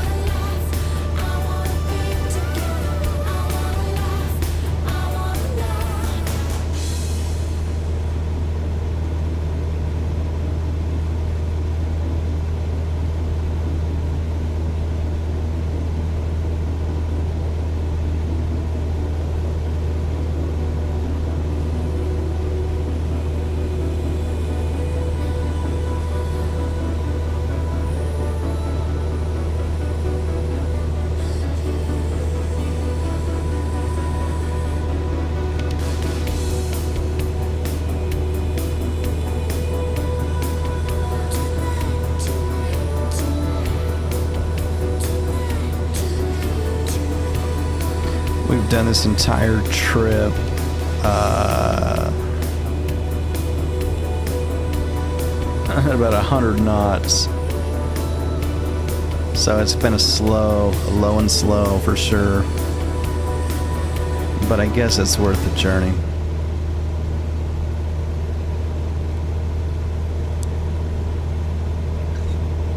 At this rate, I could have probably driven up there myself.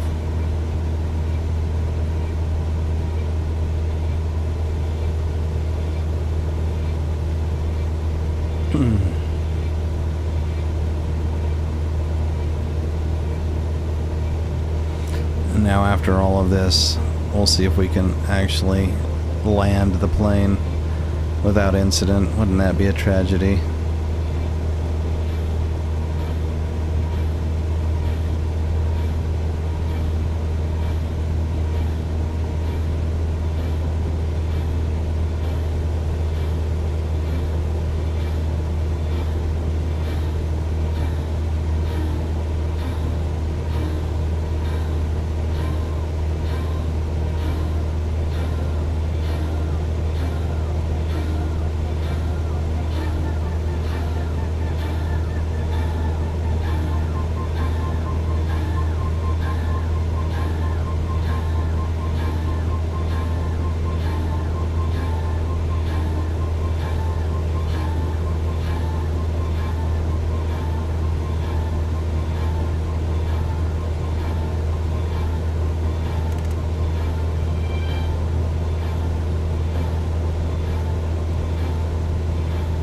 Not bad beaches right down here. Never really thought of this as being a place to stay right outside of Port Orford, but honestly, it's not bad beaches. It doesn't look like bad beaches, at least. Got a little bit of lake. Lufthansa 441 Heavy, proceed direct to 6 Alpha Lima Tango. Proceeding direct to Alpha Lima Tango, Lufthansa 441 Heavy. Comanche 4 Tango, Lima Roger. Radar services terminated. Squawk VFR. Frequency change approved. Seattle Center, Comanche 84 Tango Lima, ready to copy IFR clearance to Crescent City. Comanche 4 Tango Lima, give me 1 second for that clearance.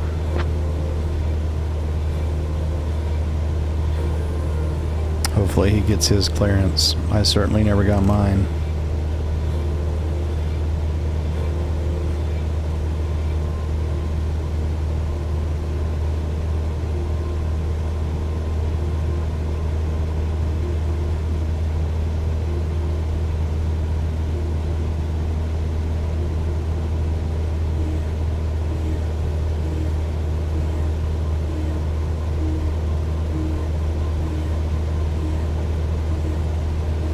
And there's Cape Blanco right out there, the lighthouse there on the end.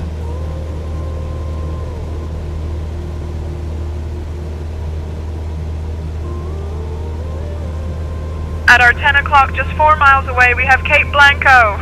This stunning cape is home to the Cape Blanco Lighthouse, which was built in 1870 and is the oldest lighthouse on the Oregon coast. Standing at 59 feet tall, it offers breathtaking views of the Pacific Ocean and the rugged coastline. The lighthouse is perched on a cliff, making it a prime spot for whale watching during migration seasons. Legend has it that the area was once frequented by shipwrecked sailors who would tell tales of treasures hidden in the coves. So if you see any suspicious-looking rocks, they might just be hiding some pirate loot. Our next stop is Battle Rock, which is 10 miles away at a heading of 190. She is running out of ideas. One thing she failed to mention is that is the westernmost point of the entire continental United States. Right there.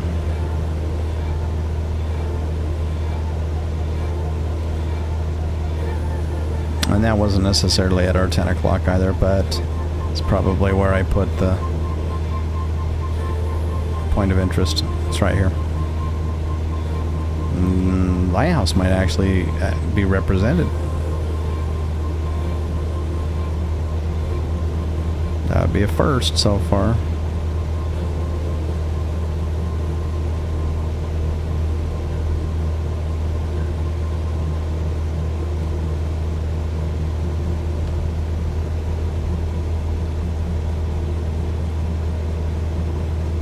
Okay, we're going to move into 7th tree on the home stretch here.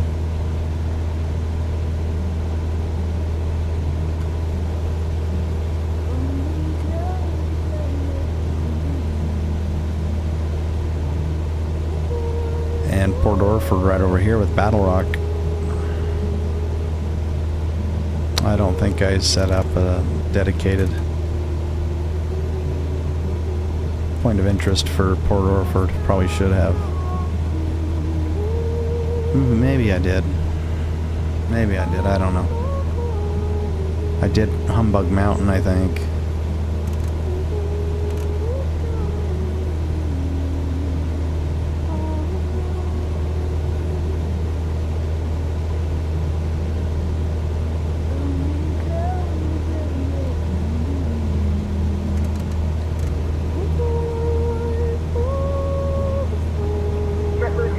Maintain 300 knots. Maintaining 300 knots, JetBlue 222.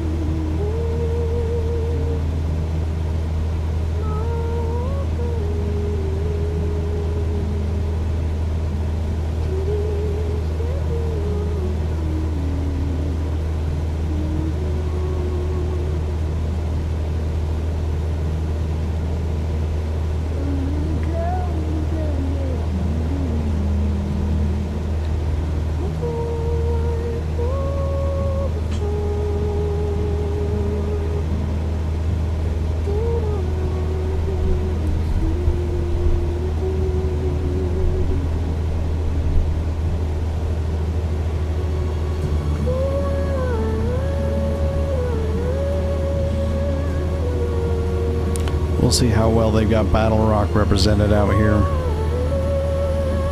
It's not huge, but it should be at least represented.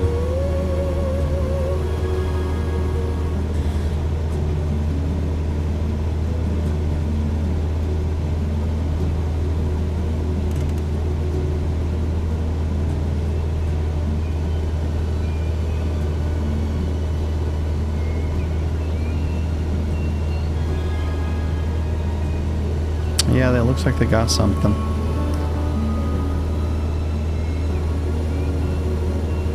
Battle Rock's gonna be this guy right here.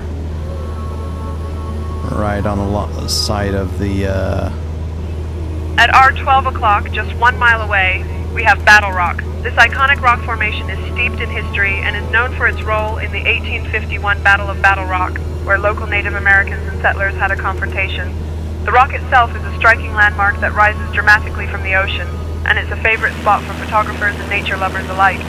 Legend has it that the rock is haunted by the spirits of those who fought there, so if you hear any whispers in the wind, it might just be them sharing their stories. Our next stop is Humbug Mountain, which is 6 miles away at a heading of 165. Yeah, it seems like they were encamped on the rock for a while, if I remember right.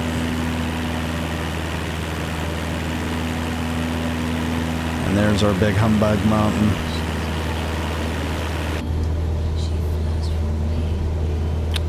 And this is the beginning of a drive on the southern coast that is also one of my favorites for different reasons than the north. It's just there's just something kind of serene and eternal about it. I don't know how to explain it. Bravo Charlie, climb and maintain 10,000. Might be because you can just see so far of so much of the coastline, and so much of the road hugs the coastline that you're not really obscured by too many trees. So it's just wide open road, and you just feel like you're next to the ocean, and you can see features like this mountain, and of course behind us Port Orford, just like all the way down until we get to Gold Beach. It's just a really, really nice stretch of road.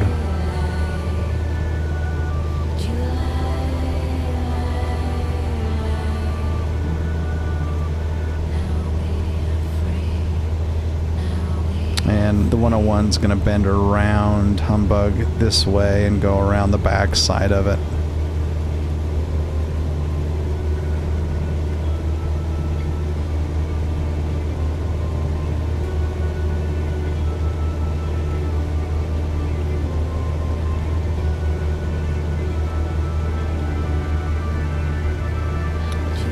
And tucked back in there somewhere, if I remember, is the prehistoric gardens, little campy dinosaur child's tourist attraction. At our 12 o'clock, just 1 mile away, we have Humbug Mountain. This impressive peak rises dramatically from the coastline and is part of the Siskiyou National Forest. Standing at 1,756 feet, it offers some of the most breathtaking views of the Pacific Ocean and the surrounding landscape. The mountain got its name from the term humbug, which was used by sailors to describe a deceptive or misleading situation, perhaps referring to the foggy conditions that can sometimes obscure the coast. Legend has it that the area was once a hideout for pirates who would use the mountain as a lookout for passing ships. So, if you see any suspicious-looking rocks, they might just be hiding some treasure. Our next stop is Gold Beach in the Rogue River, which is 19 miles away at a heading of a 90.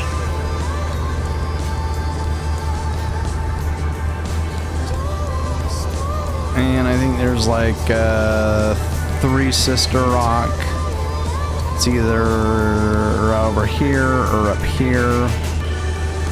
And then Gold Beach is a wonderful little town. The Rogue River is apparently amazing salmon fishing, and hovercraft boats. What do they call those? You know, take a boat trip up the river. Eat at a little cabin up there, eat some barbecue. It was really, really nice town. Really nice town.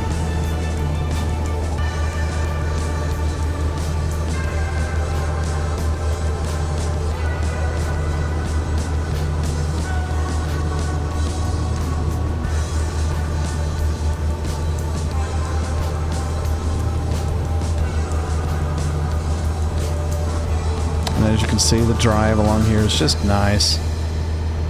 You know, it really is just a nice drive.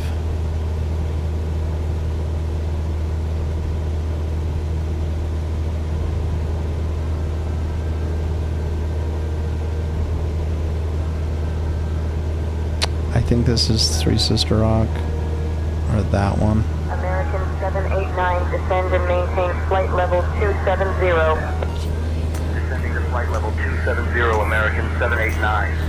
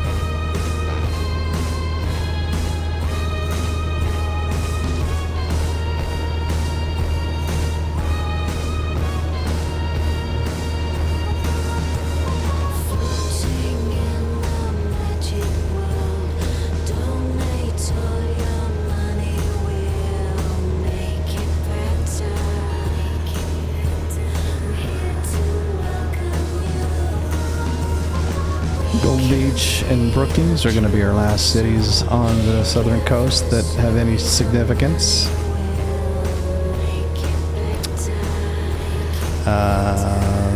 And they're both great cities in their own right. Brookings is kind of part of a twin city on two sides of a river, and it's Brookings/Harbor. Used to have a really great bakery we'd go to in the morning there. There's a Wild River Pizza, I think, and Gold Beach, which is, I mean, I don't know, it's not like anything to write home about, but it's always fun to eat there. And what else we got?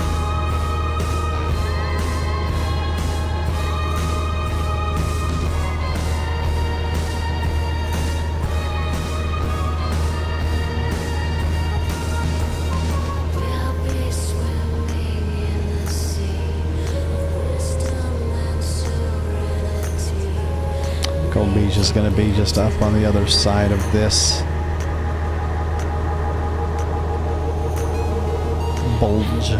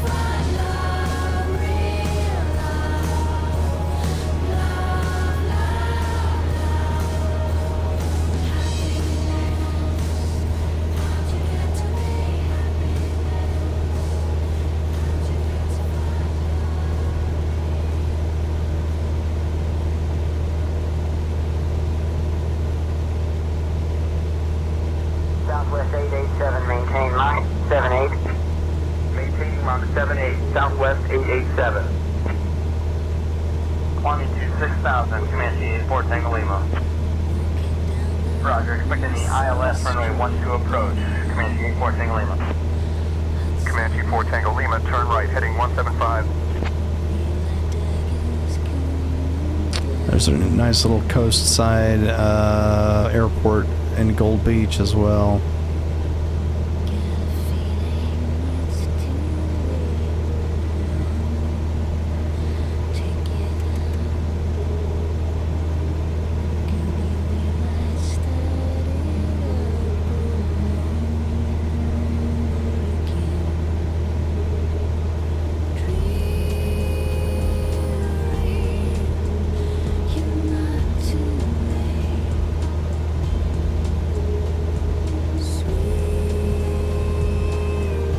You'll get a real good shot of the Rogue River.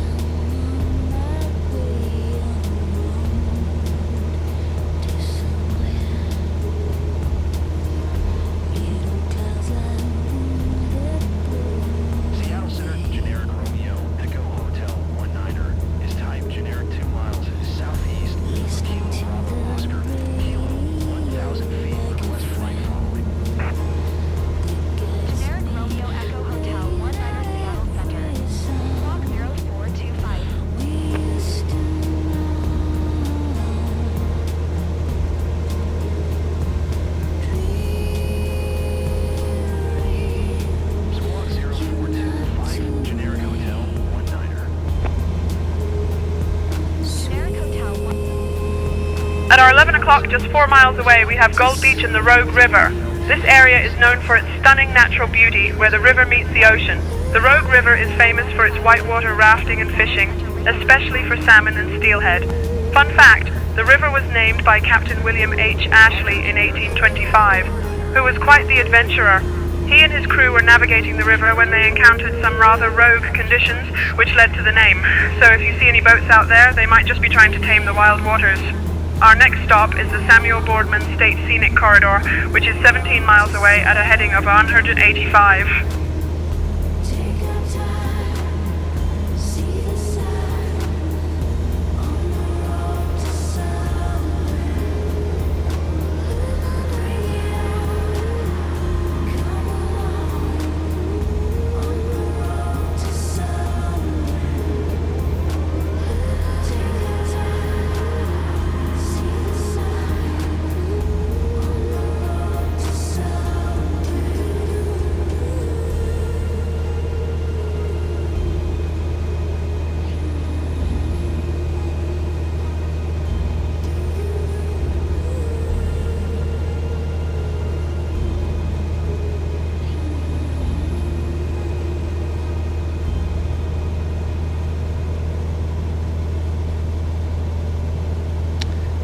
Right here is Jerry Rogue's place with all the boat rentals. All the boat rentals are going to come out there and take you up the river.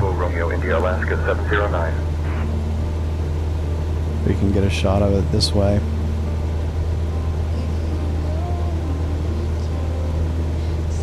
Some nice bird watching up the river.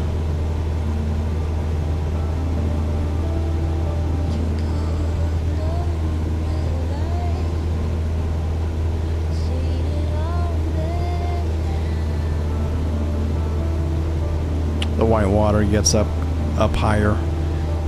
Down here it's just a lot of these skim boats or whatever they call them.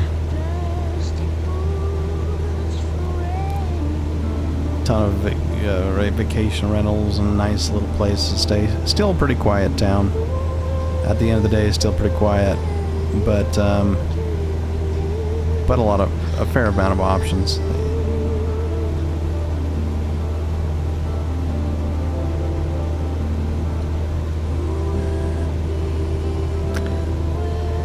Cape Sebastian.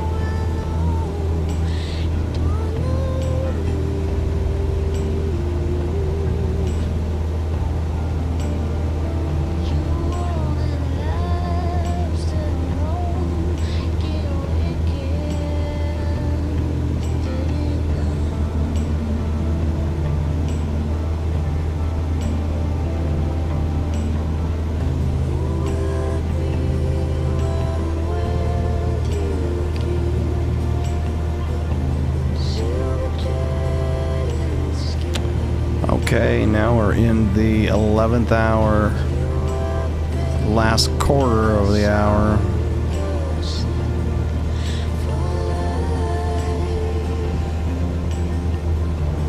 It looks like we got Pistol River right here, I believe. And then the Samuel Boardman's gonna, I think, take off this way. Now I might be a little premature. That reminds me a lot of the Pistol River area right here. So I'm guessing that's the Pistol River.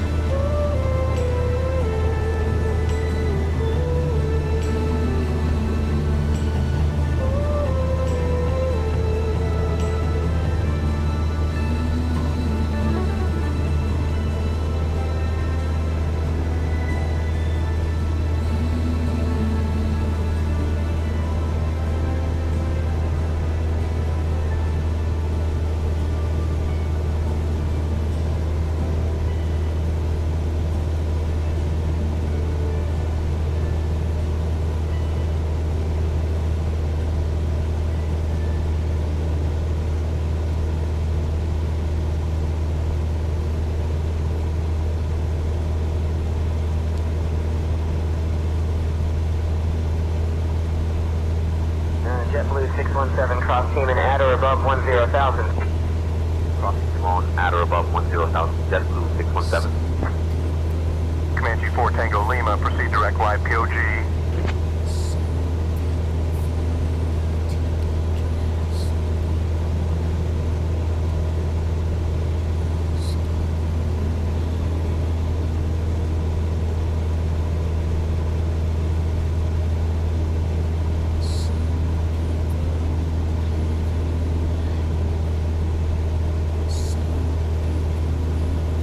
Along here, one of the quietest stretches of the road, although the Samuel Boardman is quite famous, and the reason why it's famous, hang on a second, I gotta fix my shoe.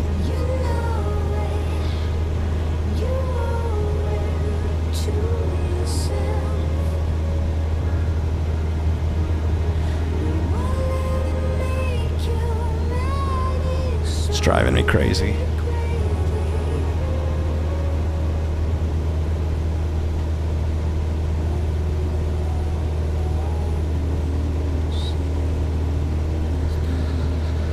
Alright, so what I was saying is Samuel Boardman is the reason for its significance. It's, I mean, if you just follow the 101 and stay on the 101 during the Samuel Boardman corridor, you're not going to see much. So you have to really take all of the pit stops along the way. There's just probably about a series of 10 or so pit stops. You just pull off and you either hike down. A couple of them have parking spots, or but most At of it's hour just 11 kind of o'clock, just pulling 4 off. miles away, we have the Samuel Boardman State Scenic Corridor. This stunning stretch of coastline features rugged cliffs, lush forests, and breathtaking ocean views. It's a favorite spot for hikers and photographers alike, with trails that wind through some of the most beautiful scenery on the Oregon coast. One of the most famous features here is natural bridges, where the waves have carved out unique rock formations that look like, you guessed it, natural bridges. Legend has it that a local fisherman once caught a fish so big that he had to tell everyone he had to swim across one of those bridges to land it. Our next stop is Harris Beach State Park, which is 14 miles away at a heading of 175. I'm gonna go outside. So you'll start to see there's a lot of really pretty scenery, but it's away from the highway. So if you're driving along the highway, you're not going to see a lot of this. You're going to have to kind of take little side roads and little trails to come out and enjoy these areas. You'll see them along here. One of my absolute favorite beaches of all time. It's a little small hidden beach called Secret Beach. Probably not so secret. People would like to think it is, but it may as well be, because there's just no parking near it. It's off the road. It's barely marked. Really, it's not marked. There may be a sign leading up to it, but it's not marked. It's probably got a parking space for just a few cars. About a 5-minute walk down to the beach. And it's ridiculously gorgeous. At low tide, you can enjoy a beach day there. It's just... it's heavenly. It looks like Kauai, really, with alpine forage.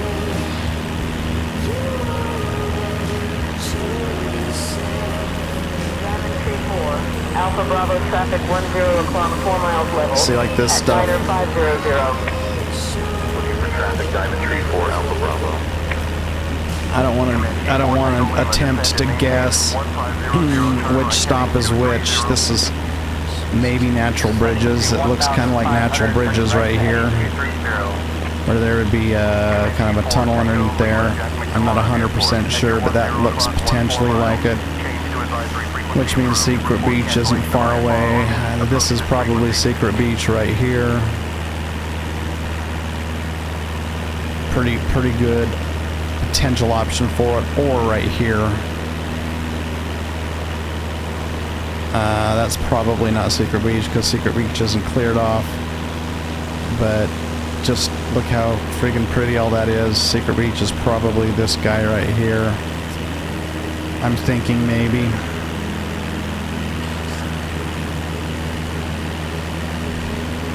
But it's insane. It's so pretty. This is probably Secret Beach right here. We can look and see. Maybe this one tucked back in here. It's hard to say. All I can say is you have to go hunt it down and find it. It's well worth your time and effort. Especially on a nice clear day, or at least a misty day, somewhere you can at least have some visibility.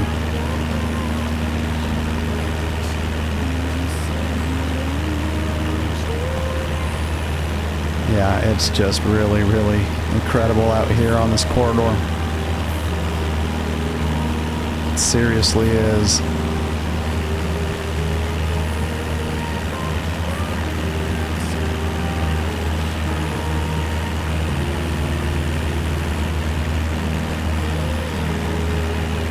And here's the crossover bridge. Forgot the name of it.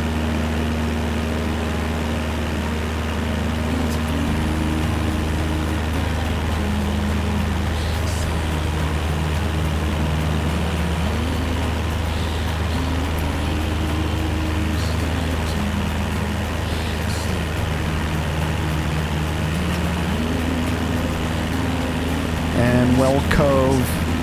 It should be, maybe this is Well Cove right here. Let me look. Yeah, it is. Because they have the little resort above Well Cove. It looks down on the... It doesn't quite look like that because the rock is bare. It doesn't have all these trees on it. But you can drive down this little road. It's very rough. It's a lot of potholes and things like that. But then you can get down there and have a little beach down there. It's pretty. It's very pretty. For some reason, that looks like the whale, but it's got to be this one. It's got to be that one, because that's where all the cabins are.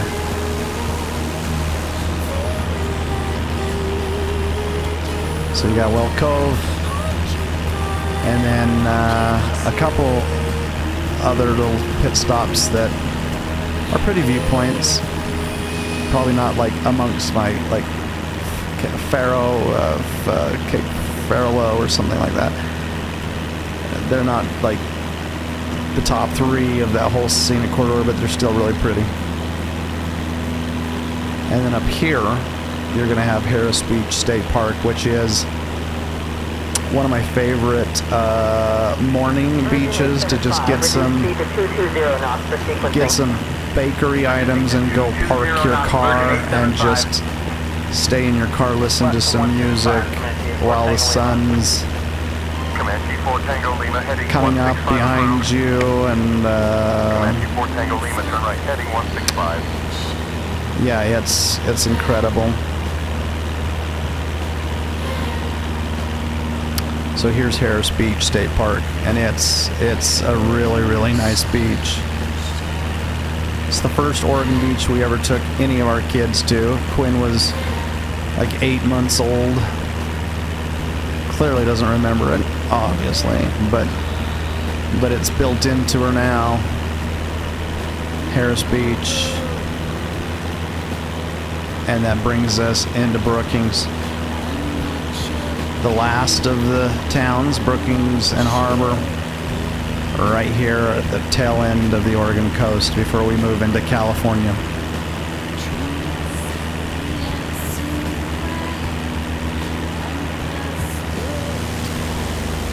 Take one more look at Harris Beach.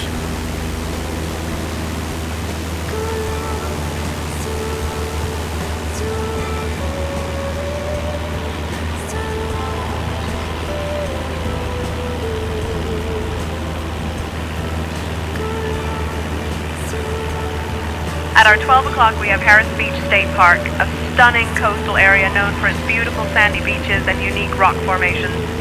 It's a great spot for beachcombing, picnicking, and enjoying the ocean views. The park is home to a variety of wildlife, including sea lions and seabirds, so keep an eye out for them. Legend has it that the area was once a hideout for pirates who would stash their treasures among the rocks, so who knows, maybe there's still some loot hidden away. Our next stop is Brookings, which is 4 miles away at a heading of 140. Okay, I lied to you. That's not Harris Beach back there. It looked like it could be, but Harris Beach is, I think, right up here.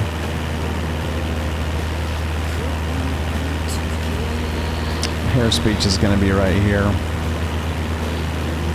My bad. You can see how I maybe confused that.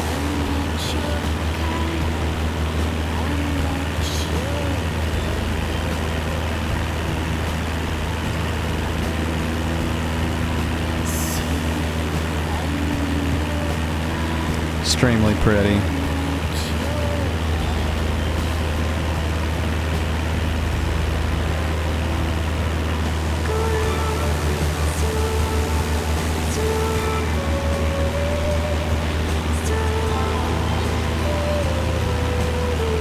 I believe right there. And let's just tuck in towards Brookings.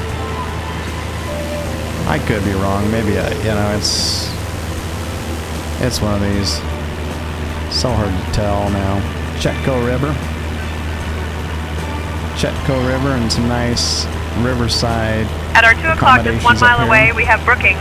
This charming coastal town is nestled right along the Pacific Ocean and is known for its beautiful beaches and stunning views. One of the highlights here is the nearby Azalea Park, which is famous for its vibrant azaleas and rhododendrons that bloom in the spring. Legend has it that the park was once a secret meeting place for pirates looking to hide their loot, so if you see any suspicious bushes, they might just be hiding some treasure. Brookings is also a great spot for crabbing and fishing, so if you see any boats out there, they might just be after dinner. Our next stop is the Smith River, which is 7 miles away at a heading of 155. So this is the Brookings side of town, and this is the Harbor side of town. 164, Victor, Victor, squawk 5607 and ident. Nice little spot. It's our last. That's our very last spot along the coast of Oregon. And then we come into the border of California right ahead.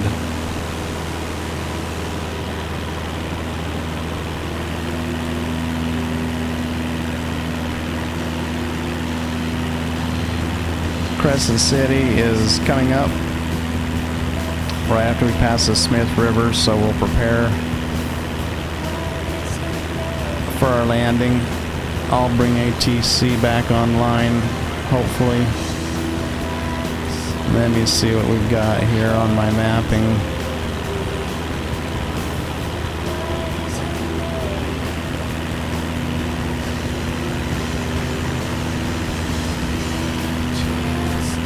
Oh wow, I've been going so long I can't even connect to Simlink. Simlink needs to be running. Whoops. We're gonna have to do this all manual. We'll find it though. We're good. I'm gonna come down here and get ready for landing.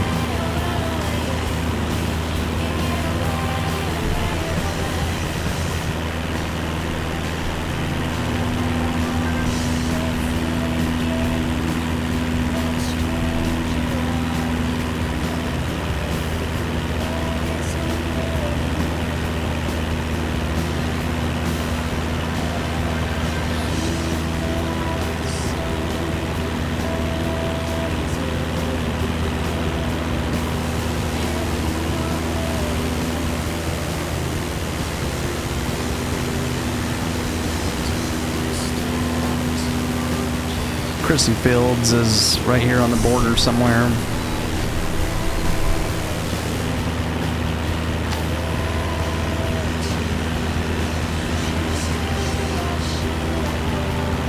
Yeah.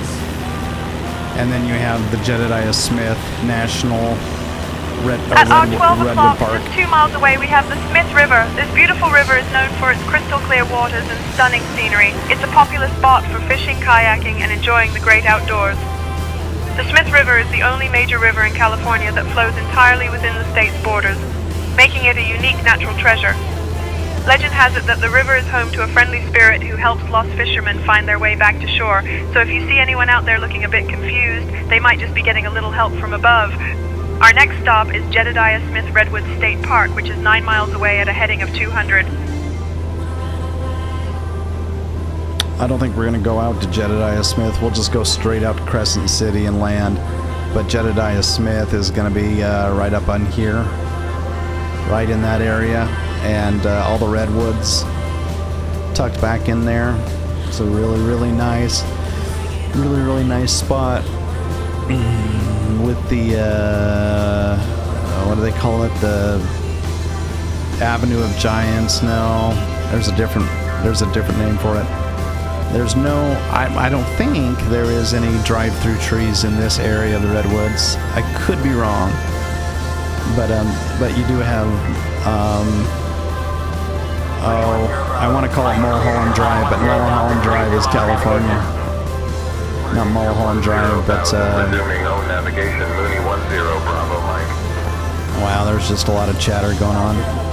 There's a nice little drive through the redwoods, and it's just a little tiny dirt road that you're just, it's crazy, but it's so worth the drive. I don't know why Mulholland comes to. I'm gonna go ahead and end our playlist so we can focus a little bit. I'm going to turn ATC back on, and let's see if we can somehow let's see if we can connect here to somebody. It says AI ATC disabled.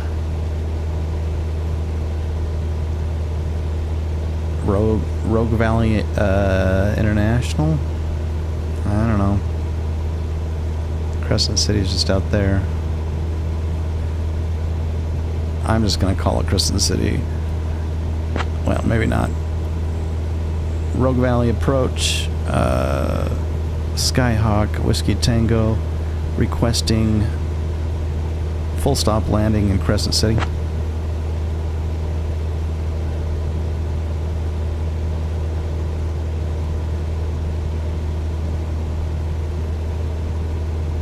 Skyhawk 6 Whiskey Tango, you are not under flight following with Rogue Valley approach. For landing at Crescent City, contact at the our 11 appropriate o'clock, tower just 4 miles away, or we use have Jedediah CTAF for Smith landing Redwood State instructions. Park. This incredible park is home to some of the tallest trees in the world, including the majestic coast redwoods, which can reach heights of over 350 feet. The park was established in 1929 and is part of the larger Redwood National and State Parks, which are a UNESCO World Heritage Site. These ancient giants have been around for thousands of years, and walking among them feels like stepping back in time. Legend has it that if you listen closely, you can hear the trees whispering secrets of the past. So if you ever find yourself feeling small, just remember, these trees have seen it all.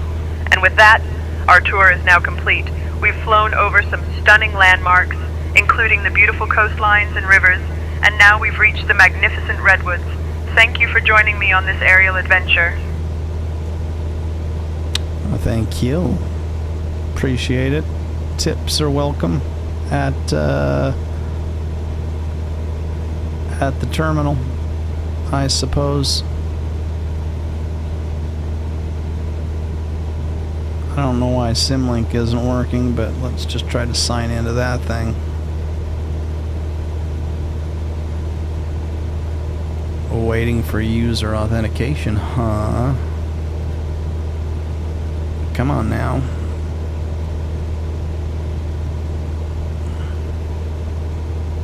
I don't know if we're gonna get it.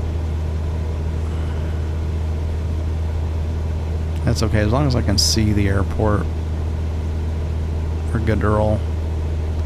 I think it's straight ahead, so I'm just gonna go ahead and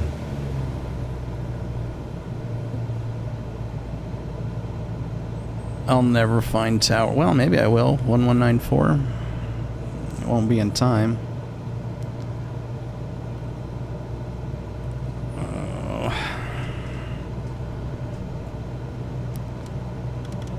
1194, maybe.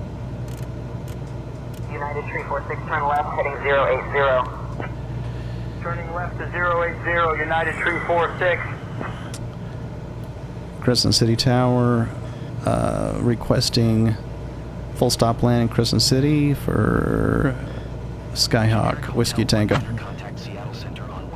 Roger, Midship 539 is cleared to Tillamook. Radar Victor to CEC then is filed. Climb maintain 4,000, expect 7,000, 10 minutes after departure.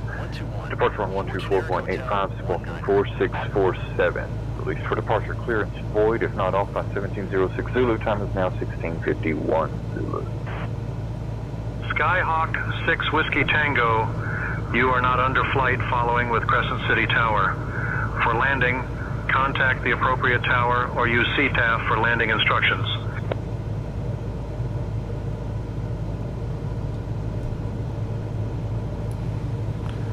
Roger that, Skyhawk Whiskey Tango.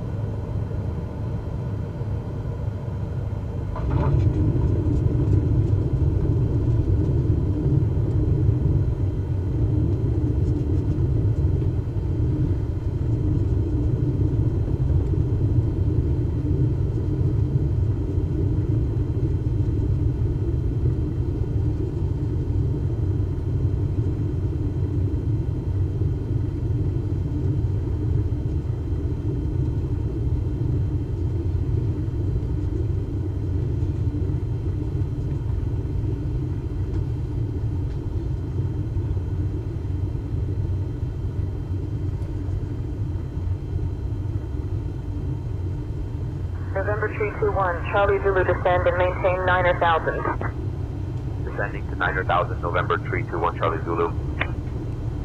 Right heading 340, Piper for Victor Kilo.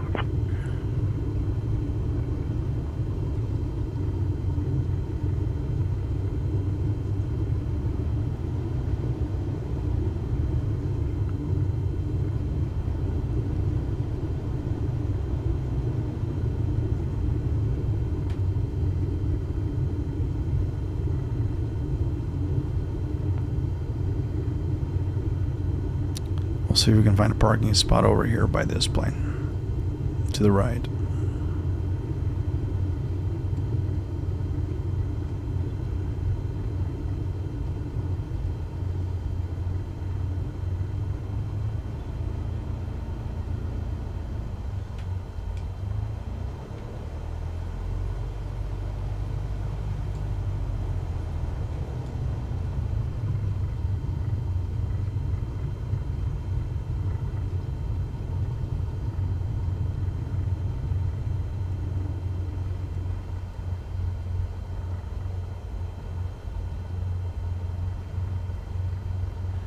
Alright, we're going to call that good. Let's put the parking brake on.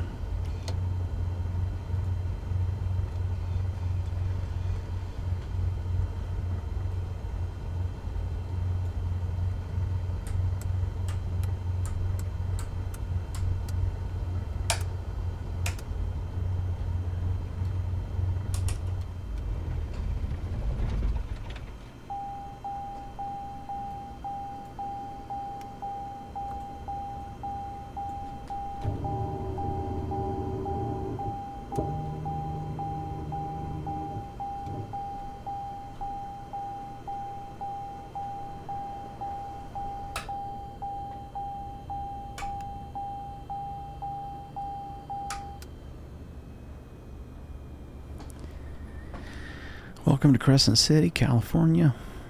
We'll get out and take our quick photo. And we'll get ourselves off to sleep for tonight. Can't believe we finished that tour.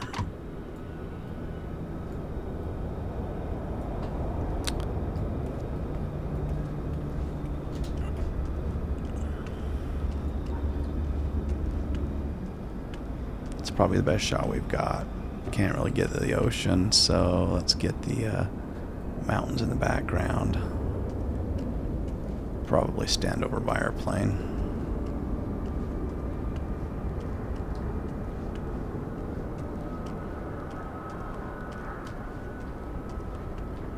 Nah, the building's in the way, so I'll at least bring myself over here.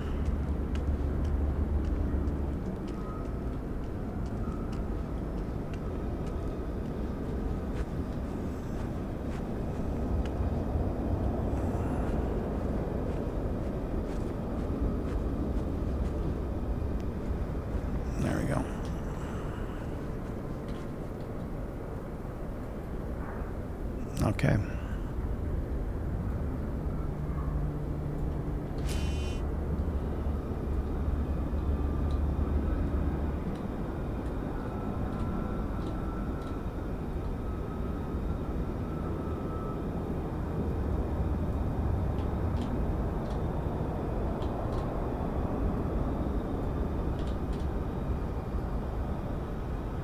That works.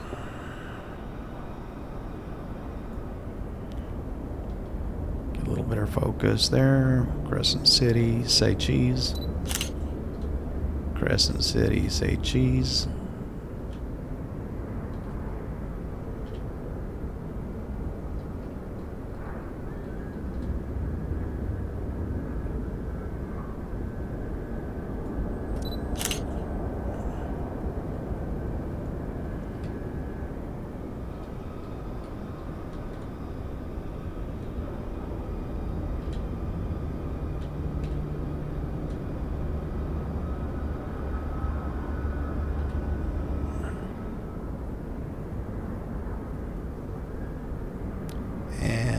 Crescent City, say cheese. I think that's going to do it for us.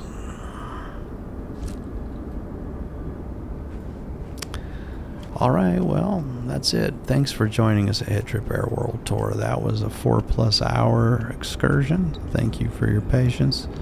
But you got a full-blown guided tour of the Oregon coast, and only, 60% redundancy and pirate stories. A few ghost stories along the way. A few other anecdotes. Enough to make it worth it. So, glad you could come along. We're gonna call it a night, and we'll get this tour thing refined out a little bit, and we'll just see where it takes us. Back to the tour on our next episode. That would be World Tour flight number 227, and look forward to moving from, I want to say, from East Texas East Regional to maybe we're in Shreveport. I can't remember if we're in Louisiana or Texas, but we're over there in the deep south. So we'll pick up the tour and move along. Thanks for always flying with us at HeadTrip Air World Tour, and we'll see you next time.